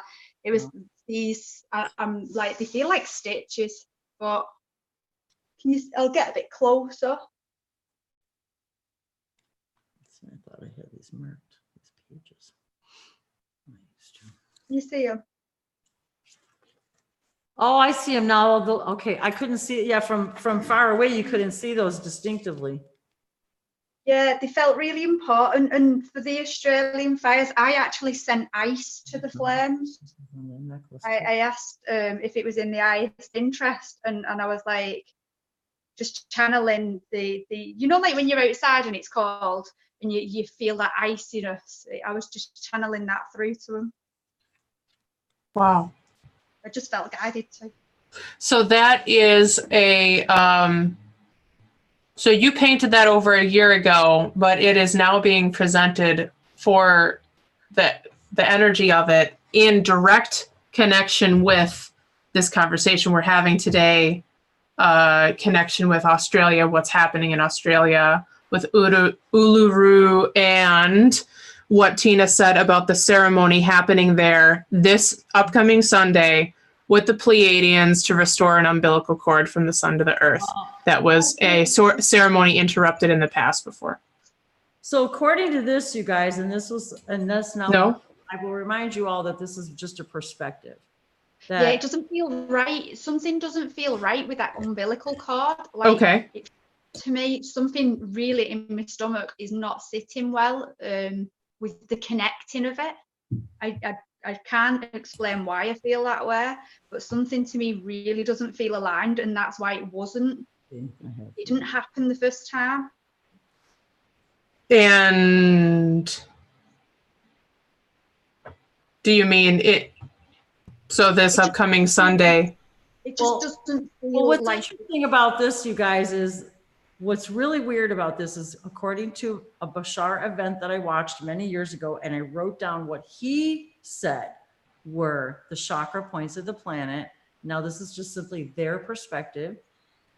Uluru, Australia is the root or the base chakra of the planet, which would make sense being that it's, according to the way we look at the planet, it's down under. I have also heard that the chakra points of the planet change when the poles shift. So I've got a friend who's this was from back in 2014. What's that, Beck? Oh, I've got a friend who's channeled the new chakra points of the earth since the pole shift. Because I keep thinking about this whole conversation. She's been coming into my mind. I know that she's definitely part of this. You know, where you just have that knowing. Because according to this, the sacral chakra of the planet is Lake Titicaca. So, which is in South America. So it's interesting how the difference in perspectives, because, so let's just follow this line of thinking, you guys. If Australia is actually the root chakra, then wouldn't the whole umbilical cord make a little bit of sense in a way? In a way, because your umbilical cord is attached to that area of your body between the root and the sacral chakra, like right there. It feels like it's meant to be in the belly of the earth, but it's something to do with this part above. It's not like that. It feels like they're planning on doing something from above, and it really, like, I don't know anything about this, but this is just what I'm getting through. This feels really like, I don't even know how to explain it, but it just, it's not, I'm not getting the right now, even as I'm looking at this list here in front of me, I'm kind of getting this idea that they're showing me the connection between the root and the crown chakra of the planet. The connection, maybe it's an alignment, you guys. Maybe it's some sort of an alignment that's taking place of the chakra points of the planet, because they're literally showing a direct connectivity between the root chakra and what you just said and the crown chakra. And it feels like halfway up there's going to be, do you know that when you can't speak it in English? I don't know how to explain it. We all understand. Okay, I would like to hear, please, what you're trying to say. It's like, I'm seeing it as a really thick, like cord at the top, and that part, it's too thick and it'll suck back up. I don't know what it means by that, but the other half of it is more like translucent and pliable, and that's fine, but the other half is thick and rigid, and there's like, it just feels like it's going to shoot up. I don't know what's going to shoot up, but it feels like there's some kind of pressure where it's like in and then out, if that makes any sense. It's maybe you are actually seeing that whole idea of that, like you were talking, the serpent, maybe we're connecting that whole idea, the umbilical cord from the light into the earth, and literally it's like I'm seeing, as you're describing it, maybe that's what we're all doing, is literally connecting this umbilical cord, well, if you will, all the chakras, to allow this higher energy to connect into the entire earth. It feels like it's going to go up instead of down. Well, that's the way, well, yes, because that's the way we would want it to go. But then, like the Kundalini rising. Yes, because your Kundalini rises, that the way we see it. And think about it. We have fire coming up from the root of the planet. Fire, heat, that whole idea of rebirth, the phoenix, the volcano, all of it. Out of the flames, out of the ashes. Yes, and we were talking about that the other day, how we do controlled burns in forests, because it gets rid of all the things that choke out the natural species, and then it gives everything that opportunity to rejuvenate properly again, where the native species can take over again instead of invasive stuff. So that's true. There's reasons for controlled burns in forests. They used to do it all the time. They still do. They do it all the time. I used to see it all the time where I lived, because we had a lot of forest preserves. So they would do controlled burns. So maybe we're being asked to look at this, you guys, as a controlled burn. That it's happening for a very specific reason. And yes, there's always going to be things that may be in the way of the fire, but perhaps they've also agreed that their time has served as well. We have got to look at this stuff from different perspectives. And the more we pump negative, sad energy into things and how we don't want it, we simply perpetuate that which we do not desire, instead of really praying for the things that we do want. And even Bree said the other day, a gentle rain. But at the end of the day, what are we really asking for? Are we asking to put the fires out? because the other thing is that how much, the other thing I see all over the internet, and I have not even been on Facebook or anything on the internet really. But the one thing I did see about Australia was the one post I saw was how everybody's coming together. Everybody's coming together same thing happens in the wildfires here in the United States and California. Same thing happens in the floods on the East Coast of the United States when we have hurricanes. Everybody what do they talk about? Oh, look how everyone's coming together. Look how everyone's coming together and how compassionate and helpful everybody is. Yeah. And I think we're now living in a time, especially now that it has switched. Now we're in 2020, and it's going to continue to be shown to us how we can come together, and events are going to bring us together. And yeah. Justin, oh my God, Justin, I haven't seen you in 100 years. It's been a long time. Thank you for coming. And wow, so you're still out there. And he makes a good point. If it was supposed to happen a different way, it would happen a different way. And so yeah. Phoenix Soulfire, you're funny, Justin. And I'm in Florida now, so I'm in the hot Miami heat now. I went from Chicago to Tennessee. So I'm in the heat of Miami. So talk about a different change since I've talked to you last. Hey, Claire Louise. I'd like to read this quickly wrap up soon to you guys. So yeah, we're going to wrap up soon, but I'd like to read this quickly from Alicia Temple Beautiful in the room here. She had said the rainbow light, talking about your painting back, the rainbow light is associated with Archangel Raziel. You're in the room here. Why am I reading this for you, Alicia? And you raised your hand. Do you want to talk? Can you read this yourself? I followed the directions this time. I'm so proud of myself. Thank you. Thank you. Okay, yeah. So what I was going to say is that in regards to the fires, my team and I had a chat about it yesterday because I was in tears over all these animals, and I was just done. And they popped in and they said, just remember that everybody involved in this signed up for it, and that there can be no life without death. And so it was short and sweet, but it pretty much summed it up. I get it. It's a really sucky thing, but you're right. We do have to look at it a different way. And then the next thing is with the snake, the multicolored rainbow snake. I wanted to let everybody know that rainbow light is associated with Archangel Raziel, who we've been chatting with a lot lately. I've been chatting with a lot lately. He is the archangel of teachings within Jewish mysticism. He is also the keeper of secrets and the angel of mysteries. And he is the closest to God and knows God's secrets. Oh my so, and there's all this stuff in the book and all kinds of crazy stuff, but that's that. Thank you. That clears something up for me. I'd seen something today about this, about God only gives something something secrets, and I was like, I feel like there's a reason I'm seeing this. Yeah, and I was gonna say, Beck, if you feel so called to get a hold of me, I would love to chat with you. Yeah, sure. I think it would be I think it would be good for both of us. So definitely. Well, that's a lot of synchronicities that just went on there in that little conversation.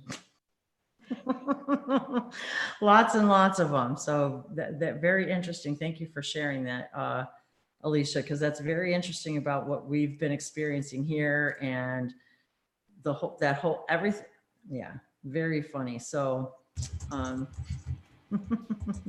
yeah, it's pretty cool. And Jody just said in the YouTube live chat, the fire feels like a huge release of old energy needing to be released.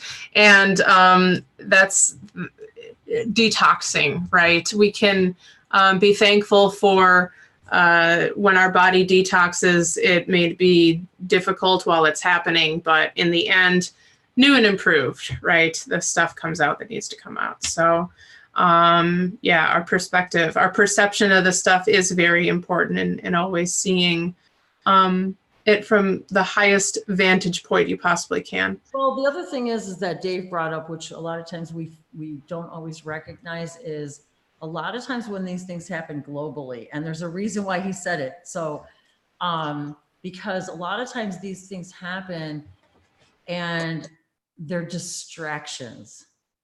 They're distractions, sometimes created, if you will, even by human collective consciousness.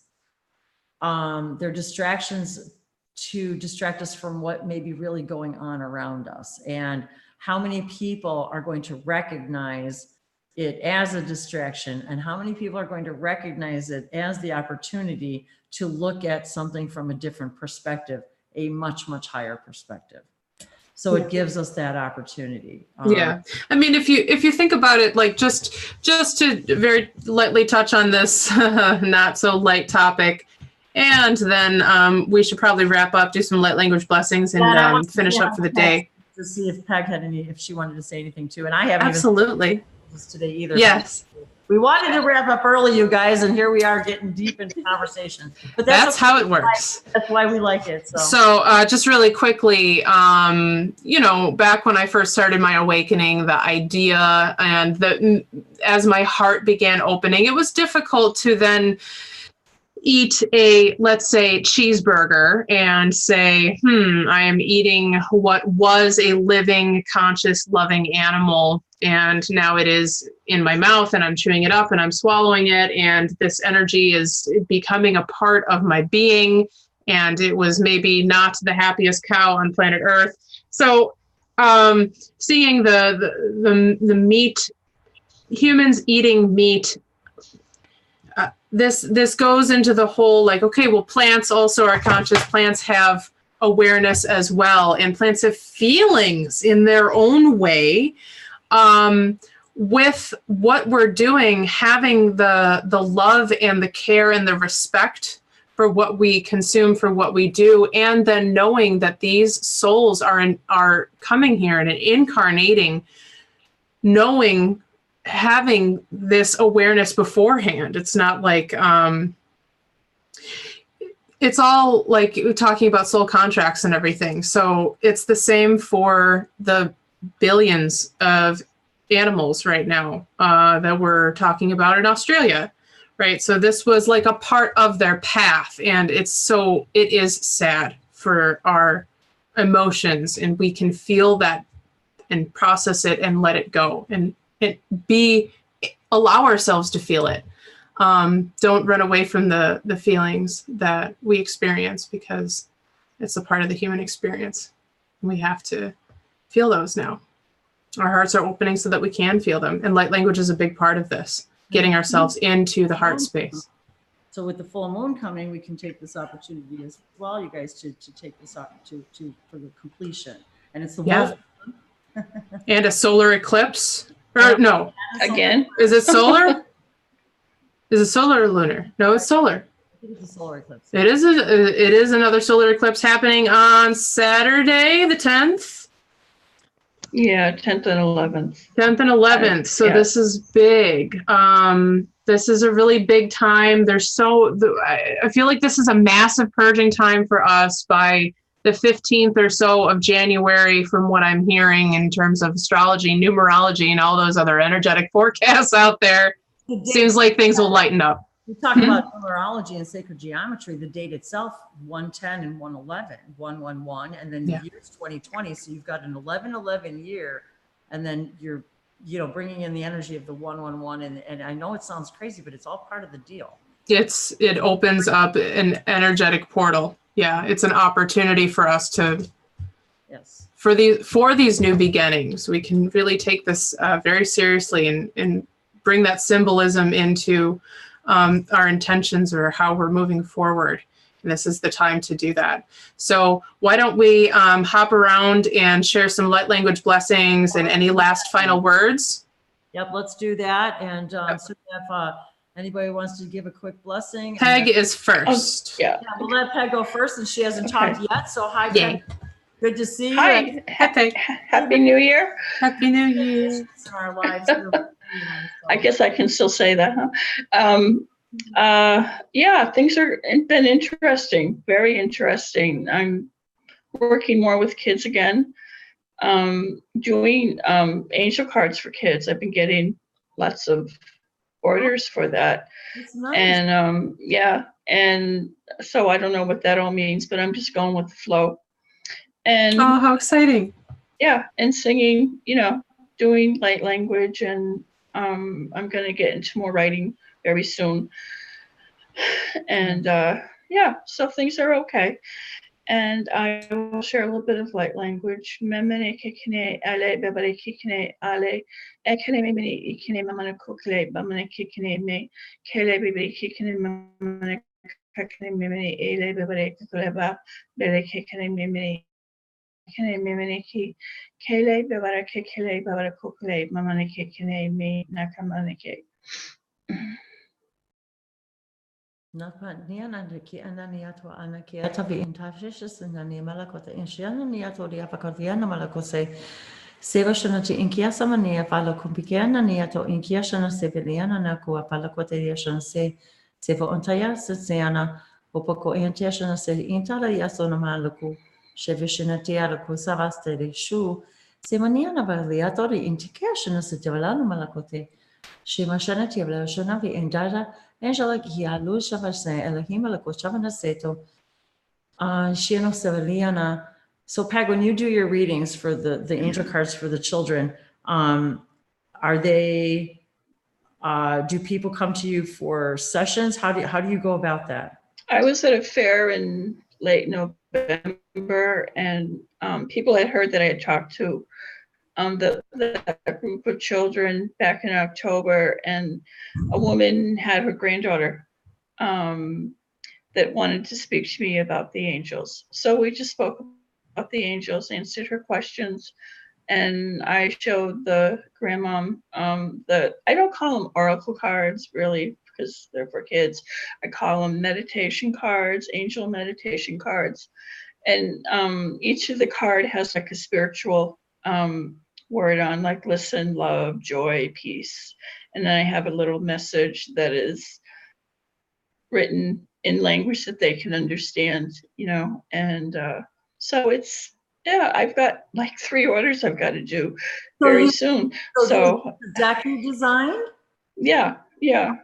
So, well, I'm really intrigued by that because, of course, one of the things that's really true to my heart is about starting with the children, because this is how we're going to change the human race, is starting with the exactly children. Yeah. And you and I've talked about how the angelic, connection, and so I just wanted to really bring that into focus for people, that if you do have children and this is something that interests you, if you could, Peg, maybe put a comment in where people can reach you, because I think this is really important for people to introduce to their children. And yeah, because kids have questions and they want to know, about angels, but they also want to know about their animals too, Yes. especially the ones that have passed. And they're, are they there? Because I feel like I see them, or I feel them, and I think parents aren't sure what to say to the kids, and I think you just put it in a way that they understand. And, and us being loving and encouraging with the kids, because the kids are a lot more, I think, aware now and continuing to come in with their memories and with their awareness and abilities. So I just, I answer the questions the best to my knowledge, and we had a good time. We really did. And I had them draw their guardian angel. And I think I talked about this before. That's and a really good idea. Yeah, and they named, their guardian angel and stuff, and they had fun doing that. And I also worked with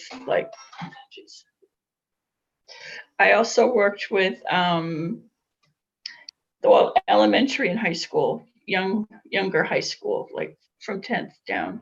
So yeah, it was good.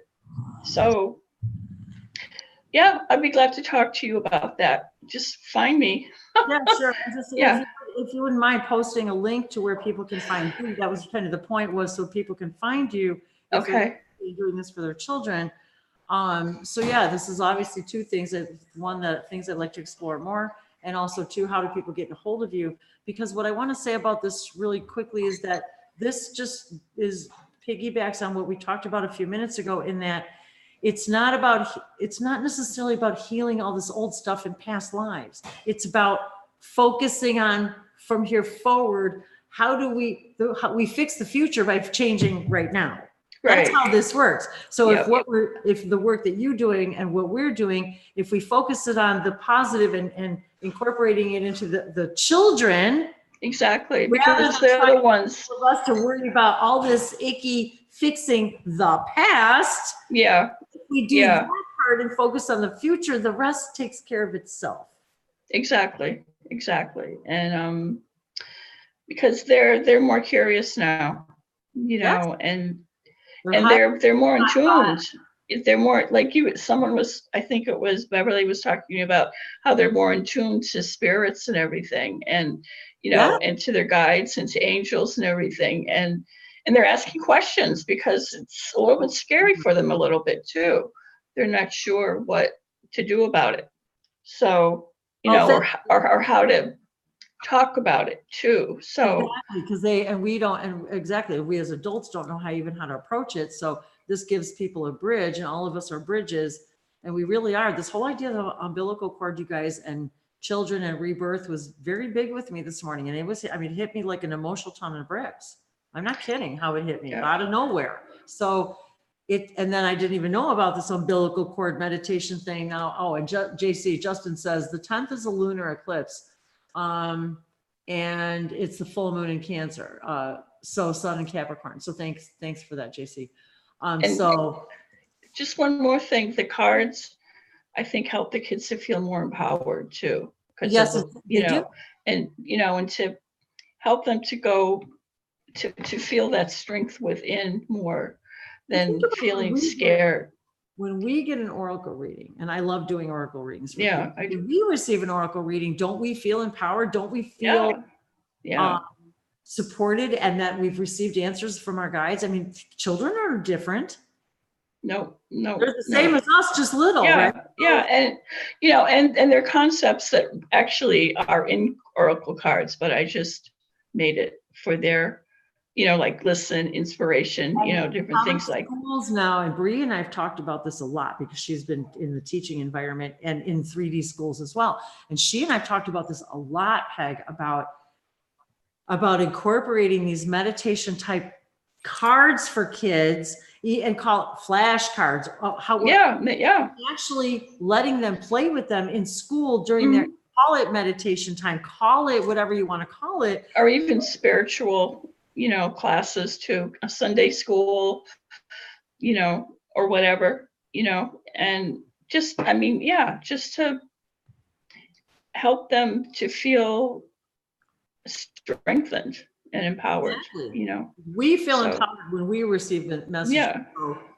So thank you for that. I wanted to kind of really focus on that a little bit more, because that's been very in the forefront for me lately, is about how can we, whatever we call ourselves, light workers, how can we move our focus into what we call the future? How do we set new blueprint template realities for our children that they don't need to be fixed, that they just need to be embraced and understood and be worked with according to how they need to be worked with, not what we think that, not to think that they have to work with a 50-year-old curriculum or something. Right. And that's why things in a lot of ways are the way they are, because that's what's happening. We have got to evolve our entire school system. And I've been talking about this for so many years.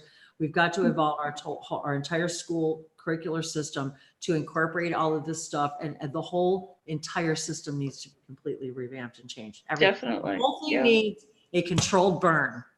Yeah, no, it does. It really does. Every book, every textbook, everything that is just wrong needs to be gotten rid of and start over.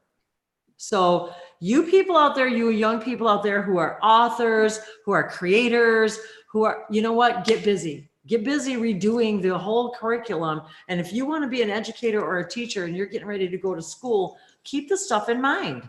We've got to start new, because how many teachers quit because they're burnt out from an old system? Yep. All of them. I can All of relate. them. Yes, all of them. Yes, I did. How So, many of I can't tell you how many educators have come into these hangouts who have said, I can't do it the old way. I had to either stop it, and then I found the spiritual aspect, and we've got to incorporate this in. yeah, even like the nurses. All of them, doctors, nurses, Doctors, everything. So yep. that's a subject for another time, but I'm glad that we touched on this, because it plants for all of us who are watching this, and it plants seeds for all of us. And I'm very excited. I want to say, coming up on Friday on Awake TV on my live show, I'm going to be having our friend Zinnia, who we are going to be talking about this stuff, about children, meditation, light languages, how she incorporates it. She's going to be teaching, she's going to be doing a Reiki. Oh, that's great. Like a Reiki energy class for children, you guys. Children. Oh. I'm so excited, I can't even stand it. So I'm excited too. So you guys can go to awaketvnetwork.com to check that out, or you can check out Wendy's website or her Facebook page, Languages of Lights, or languagesoflights.com, to tune in, because the Awake TV Network shows are free to watch for live and for about 12 hours. There's just a short time after the live finishes where the video needs to save onto the network. So, and just so you guys know too, Bree is the official teacher support for AwakeTVNetwork.com. She is now an official employee. I think. Wow, that. That's great. So, congratulations. So if you guys have questions on how to do that, how do I watch Wendy? How do I watch the other teachers? How do I subscribe? Go to Awake TV Network or find Bree. She is the support for the teachers. She can point you in the right direction as to how to do what you need to do. So, and season 2 is coming up in February. Season 2 is starting, so that is beginning. So people can just check out and see if anybody wants to become a teacher or learn more information. Send me an email, awaketvbree@gmail.com. AwakeTVbree@gmail.com. Yep. Mention that because we're going to be talking about this on Friday, so I just want to mention that. So thank you. Yeah. It opened a beautiful door. Thank you. And thank you for the light language message, because I believe that angelic light language message has definitely crystallized what we've discussed here. Absolutely. Yeah. And Beck, what did you mean, Beck? Are you talking about the education talk we were just having? Yeah. Yeah. Do you know, like, they do these meditations for around the planet and things like that? Mm-hmm. Maybe we could do one for children. Maybe we could all get together and set an intention of reforming the system. If you guys want to do it on your channel, I'll show up. If you want me to organize something, we can organize something. It's just my time constraints are kind of weird right now. I'm going through a bunch of transitions in my life. So my life is I'm kind of still going through organizing, scheduling, and things like that. So, but yes, I'm always open to doing these things, whether you're doing it. And there's all kinds of people doing stuff for the full moon. I think Will's doing something on his Reiki with Will channel. So yeah, I think it's really important that we all take this time and these dates to use this intentionally, and let's use it for positive focus, not this idea of let's fix what's wrong, but how do we receive answers and information and integrate information to show us what to do, how to move forward. And I think it puts us in a different perspective and a different, idea. So, I know Sarah wants to do light languages, and so yeah, we really need to close up here, Bree, and I need to get going. So please do, Sarah, if you want to share, and anybody else who wants to share a light language blessing really quick. And yeah, let's go from Sarah to Alicia, and then if anyone else, I'll say some before we're done. So go ahead, Sarah. Can you hear me? Wonderful. All right. This is going to be a healing prayer for all those who have had a tough beginning to their new year, like I have, who have started their new year with a emotional, physical bang. All right. So this is a healing prayer to go all over the world, to share our hearts, minds and spirits with each other to connect with the human consciousness.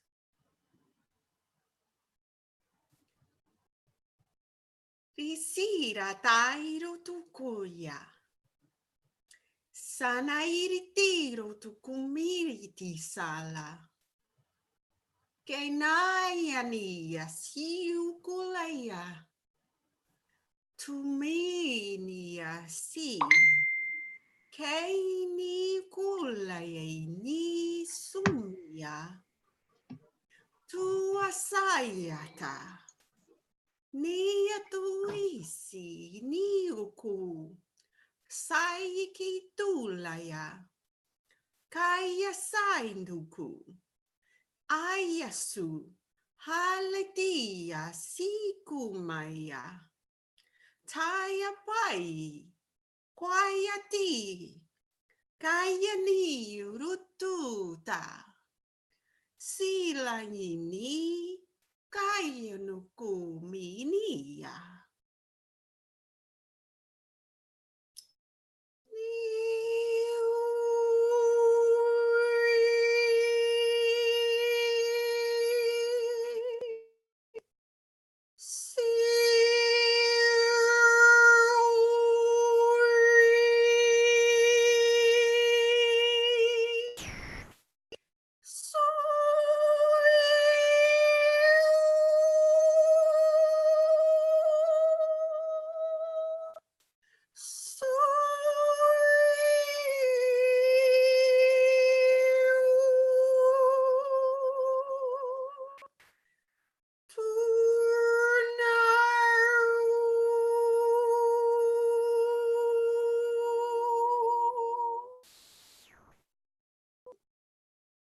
Saya nutu taini koyasiya. Namaste.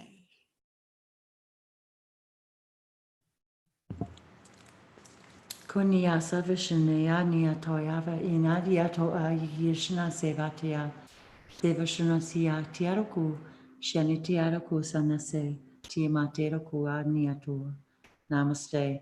Haven't heard from them in a while, Sarah. I was just talking about I was just actually having connections with and talking to the Hathor the other day, and I was seeing one of my own Hathor fractals. So haven't heard them toning for a little while. So thank you for bringing that today. There was a couple of different energies there, and I was definitely feeling the Hathor. So thanks for bringing them in today. And if you guys are not familiar with the Hathor, I encourage you all to just look it up and Google it, because I'm being guided that there are several of you that need to know who they are because you're being contacted by them. And I'm telling you, Sarah, just a couple of days ago, I had just had this conversation with Dave about the Hathor. So, yeah, so very interesting. So thank you for bringing that through today. You're welcome. Love you. Love you all. Love you. And I know I owe you a call. I just told Dave this morning, I said, I still owe Sarah a phone call. So I haven't forgotten about you, my dear. It's been a little interesting. To say the least. It's been interesting. So yeah, I haven't forgotten about you, doll. So yeah, it's been a very, very interesting week for me, you guys. It's been a lot of dramatic changes in my life, especially this week. So I thank you all for your support, your patience, your kindness, all of it. So carry on with the light languages, please do. And thank you. Okay. Thank you. Sarah. Thank you. Alicia, if you are still here, I think, yes, you are. Yep, I am. Hi. Hey, so Tom Kenyon is a good Hathor dude to look up for some awesome Hathor music. Cool. And my blessing is going to be for love and compassion and understanding, and those that need whatever sort of help that they need, that they can find their way. Nishtaya su'utia la anaka ana tu pushushaya sata wala ana sahaya ku'un pataka kia kauno sataya lo oshahana ya sayata bu ushutiata ana ta uabuku ulo dilia sun uta bajonakata yaka oshka hana iata ayato na yata wabujuku dia asata niala ana hana hana hua hiena hana hana hana hana hana hua Hana, hana, hana, hana, hana, hana, hana. Yala sa hakua hana. Bia su upujuna taya su una la ata. Nasatiata asha ka una utiatiata ata. Nia salahana. Nahana. Bia shu utaya po ushko aya na ayata ai. Ki I titiato shuko ayoto olopa. Bia shana ayasataya ku ulota tayano. Nia na yato ubia shata. Kia kanana ya otio to ushu kuna tiala abuju ko ana. Tia po usa ki iti ana ta ita do ota woshku. Kikiata usana yata lahana. Naliata. Saniata. Namaste. Namaste. Thank you, Sister in Light. Lots of things to share with you, Alicia.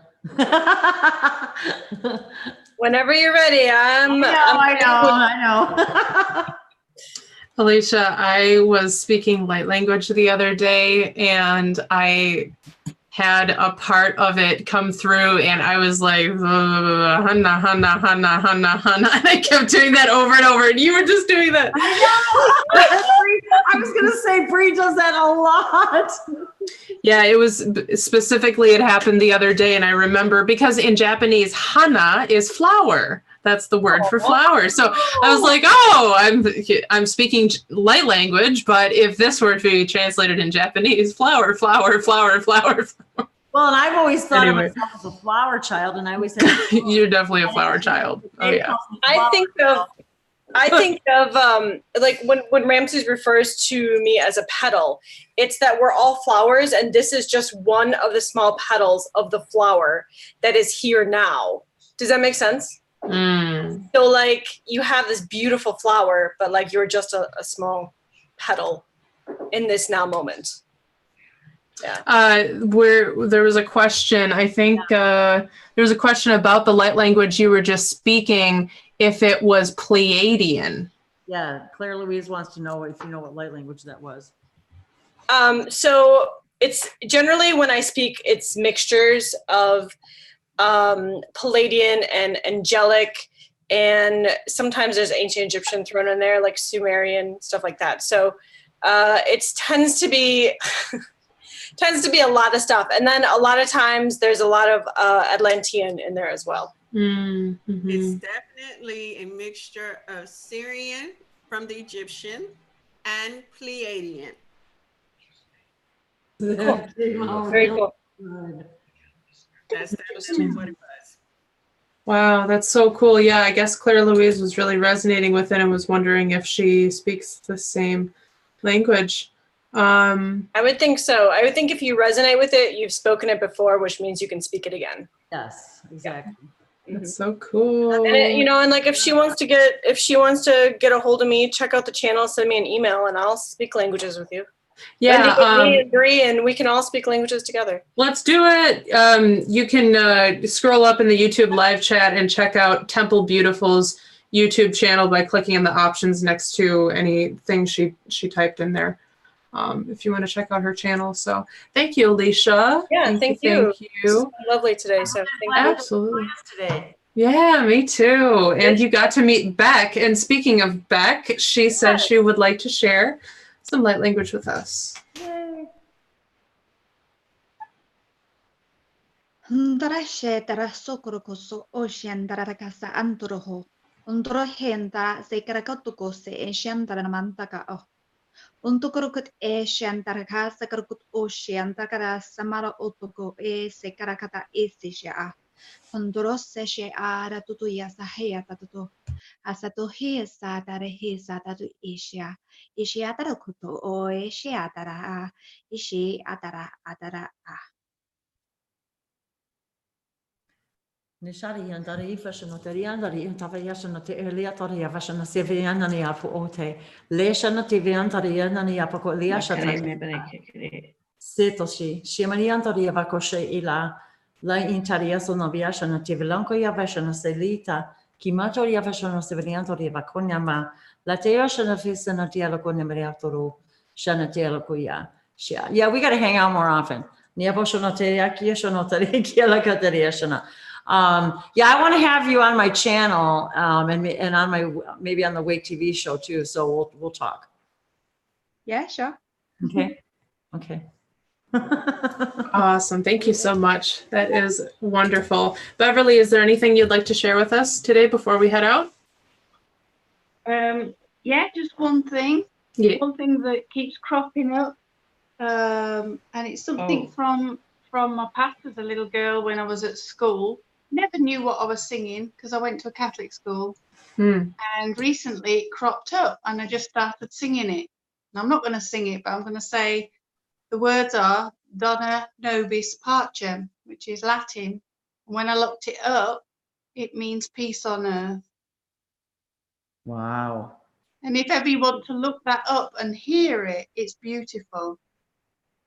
Yeah, I've It's sung a it beautiful. before. In choirs. Yeah, I'm familiar with that song. I'm not familiar with many, but I know. I'm not familiar. Can somebody send me a link, please? So I know what you're talking about. Can someone sing it? I would not know. I don't remember. I would not know how to type that. So if the YouTube live chat can help us out with some Latin. It's D-O-N-A, Dona Nobis, N-O-B-I-S-P-A-C-E-M. All right. I ain't gonna remember that. There you go, Wendy. Three parts. Wonderful. I'm typing it Maybe in for. somebody would be so kind as to type it in the I public. am, yeah. Why, thank you, Peg. Thank you. We got it. And I'll do it there too. Wonderful. Okay. All right. Well, thanks for sharing that. Peace on earth. I think we've shifted now. This is I don't know about you guys, but moving into 2020 felt pretty different for me. And I think we're all very, very lucky to be a part of what's happening here. So I'm going to take this opportunity to speak a light language blessing and pass it on to Wendy, and we will be ending for today. You guys can tune in next week. On Wednesday, we will do this again.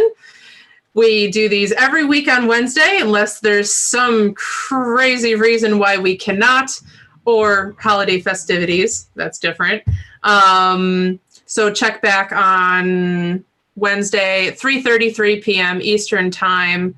And you can check out Wendy's website, languagesoflights.com. Her blog is where we post all the information for these upcoming events. Also, talking about what we said earlier with organizing a light language meditation for praying for the best possible new systems to come through for education of the human civilization.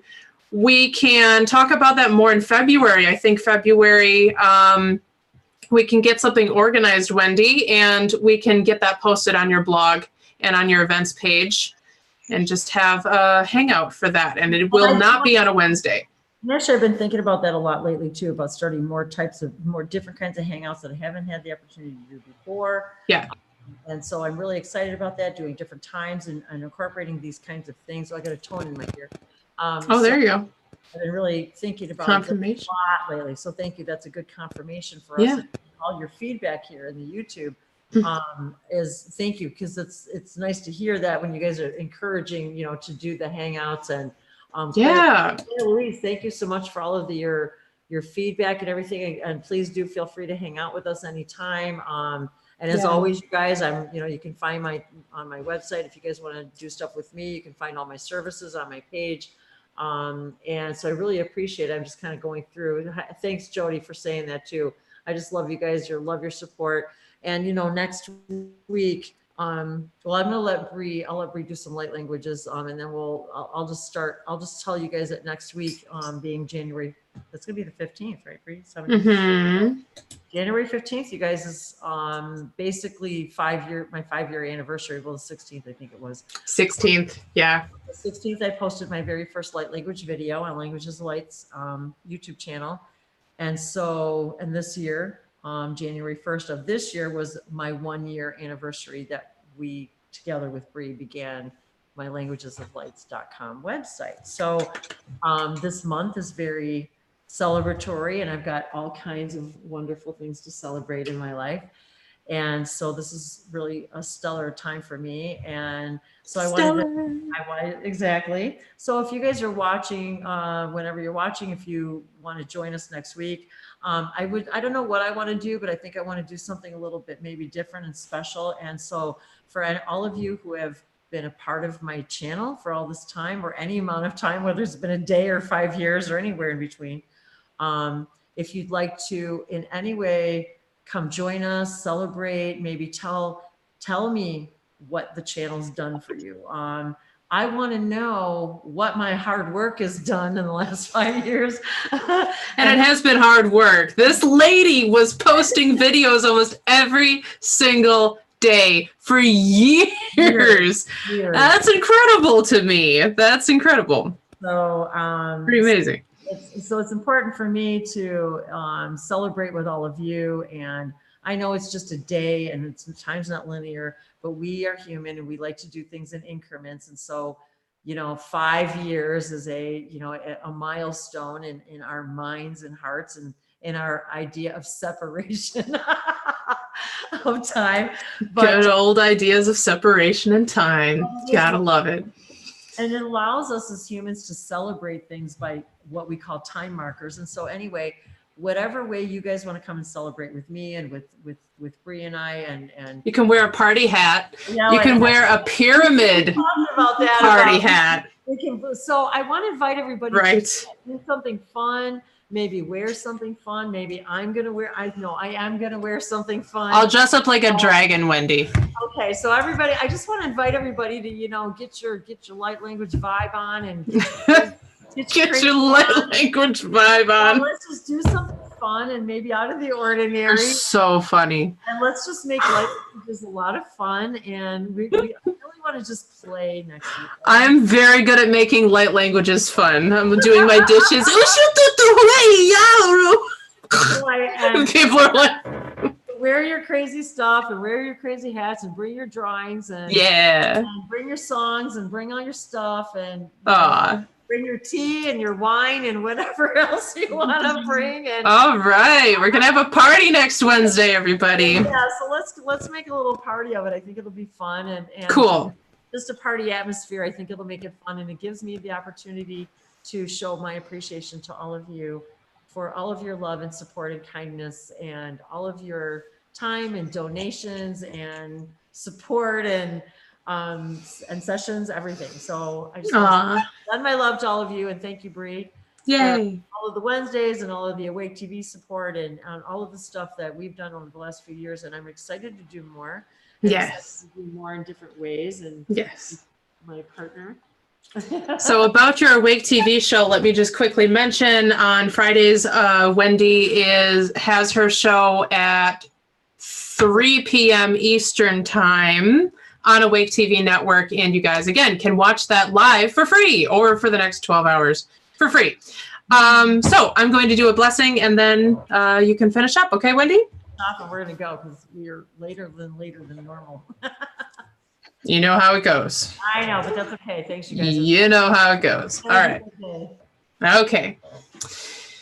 My blessing is for 2020, for the brand new year in our illusion of linear time that we have entered into, for the optimal timelines we can all continue stepping into, fragment of each moment by fragment of each moment.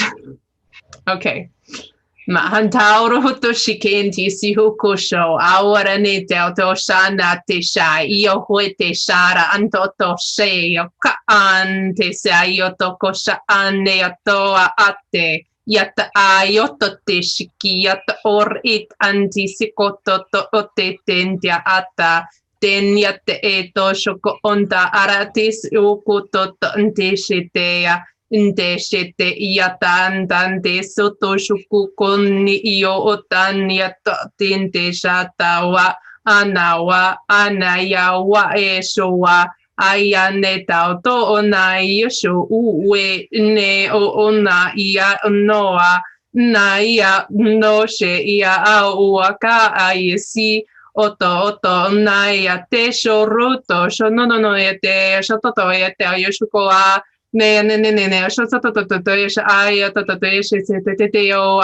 ania tata o aresha no yo to koshi ni hesi ho so atai ia o shine o koho a hata te so a he aya te o so hai te o ku hoto hosho koto shine yo to isi hi yo so to shiko ha ne so to e yo hoto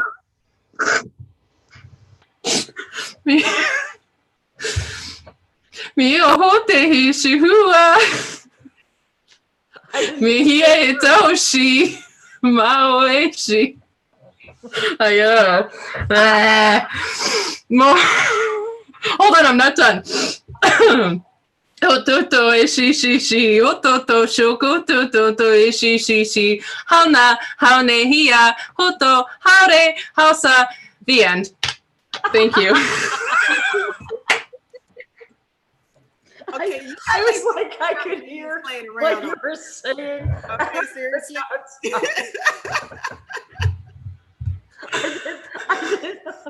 I didn't want to interrupt you, but it was like There's a lot of beans popping around you. What's going on? My whole face is red right now. It's so hot. I got really hot. I was so hot all of a sudden. What was that about? You know what? I wonder if the mantis were maybe popping in because I'm working with Jacqueline Smith right now on getting these updates about mantis beings and a new ebook. About it because you are in the energy, dude. A free ebook is coming out on her website, and last night we had the funniest conversation. I was trying to ask her. We were working on getting this ebook, and there was a part in it. I was asking her for clarification. I'm like, okay, so these are non-physical beings in a higher dimension, and you're talking about like their souls joining together in the ceremony. So what do you actually mean by that? And we were cracking up so hard. And she's like, I'm seeing them around us, and they're laughing so hard. And then as that was happening, I felt burning heat in my chest, and I started sweating so much. It was like I was feeling the laughter. I was like, oh my God, I had to take off my robe. I had to turn off my heater. I could not handle it. I was crying laughing. It was just the funniest thing. So I think that they might have popped in or something. Maybe shared some of the hilarity of what happened. So, wow. Okay. All right, Wendy, going to you. So we can't explain this stuff, you guys, and you can't make it up, but it's like, anyway. So I have to show this to you, Alicia, because now we are the proud possessors of not one, but two Unks. Oh, and there's more on the way, I think. Cool. Is that the? Oh, I got that box. So Wait, hold on. Let me spotlight. Is that the one you guys were talking about? See all the symbols and stuff, you guys? Yeah. Whoa. I mean, is that the one you guys had made? Is that? No, that one. The one he had made is made of labradorite. Because that's. And it's thick and chunky and heavy stone labradorite. And this one he just got. This one's out is brass. So I had to show it to you guys today because that's super cool. Egyptian energy. So that might give me an idea for next week's outfit. Wendy, I'm saying to you right now. What'd you say? What is that Ankh saying to you right now? Read it. Read it. Was it saying to me? Yeah. Well, I don't have any idea, so I'll just have to say it in light language. Yes, please. You ready? Yes. Okay. No to ashin sia entiasa no huntu yasha ianta iahi nanano kwa. Shoniati ingiasa natori she intiala. Sono to ishana se te kilal no yasha kwa. Moniaviana no akalako posha setiana na kola. La sono to yantasha na setena kitara shana se. La intia sono viana ne atoriana ne kitani shana saba kunua.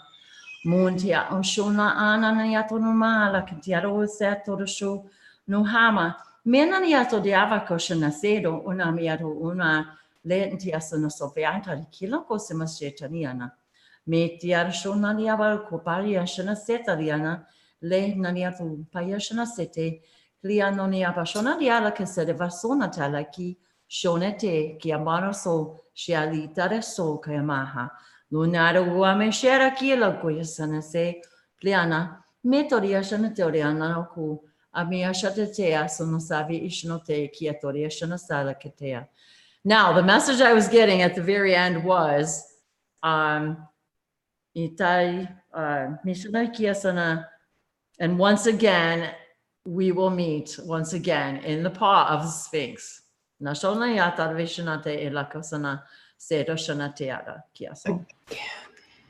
the first time that's come through you, Wendy. No, it isn't. Why? No, it isn't. So there you have it. So glad you were here, Temple, for that little message. And thank you, Sarah, for asking about it. And thank you, my dear, for the gift. So, Niazol Vashenete, Liasote, Iliata. And as far as gifts, I will close with this from our guides, reminding us, as I've been reminded many times this week, and with all of the things that are going to happen this weekend, with all of the prayers and the full moon and the eclipse and everything related to what we've talked about today, Mitasha, always remember to ask, what do I need? What does the earth need? Not what I want, and not what I want for the earth. What does it need, and what do I need?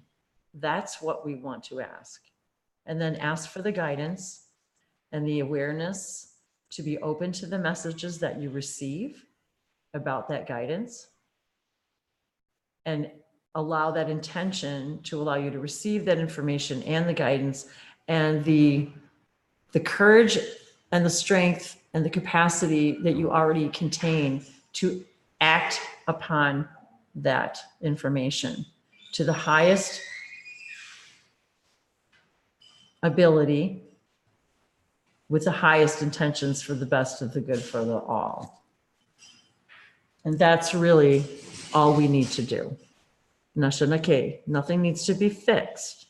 Nashanatalekia, sanasheteliana, liatoshenase. So thank you all for being with us again today, and every time we gather, any time we gather. Thank you. Thank you, all of you, for being here. And once again, thank you, Bree, and all of you who participated today, and to all of you who will watch in any time, because everything is always here and now, and everything you need to hear, you need it here and now. So thank you. Miyashonake, namaste. Namaste. Mahala, miyatoya.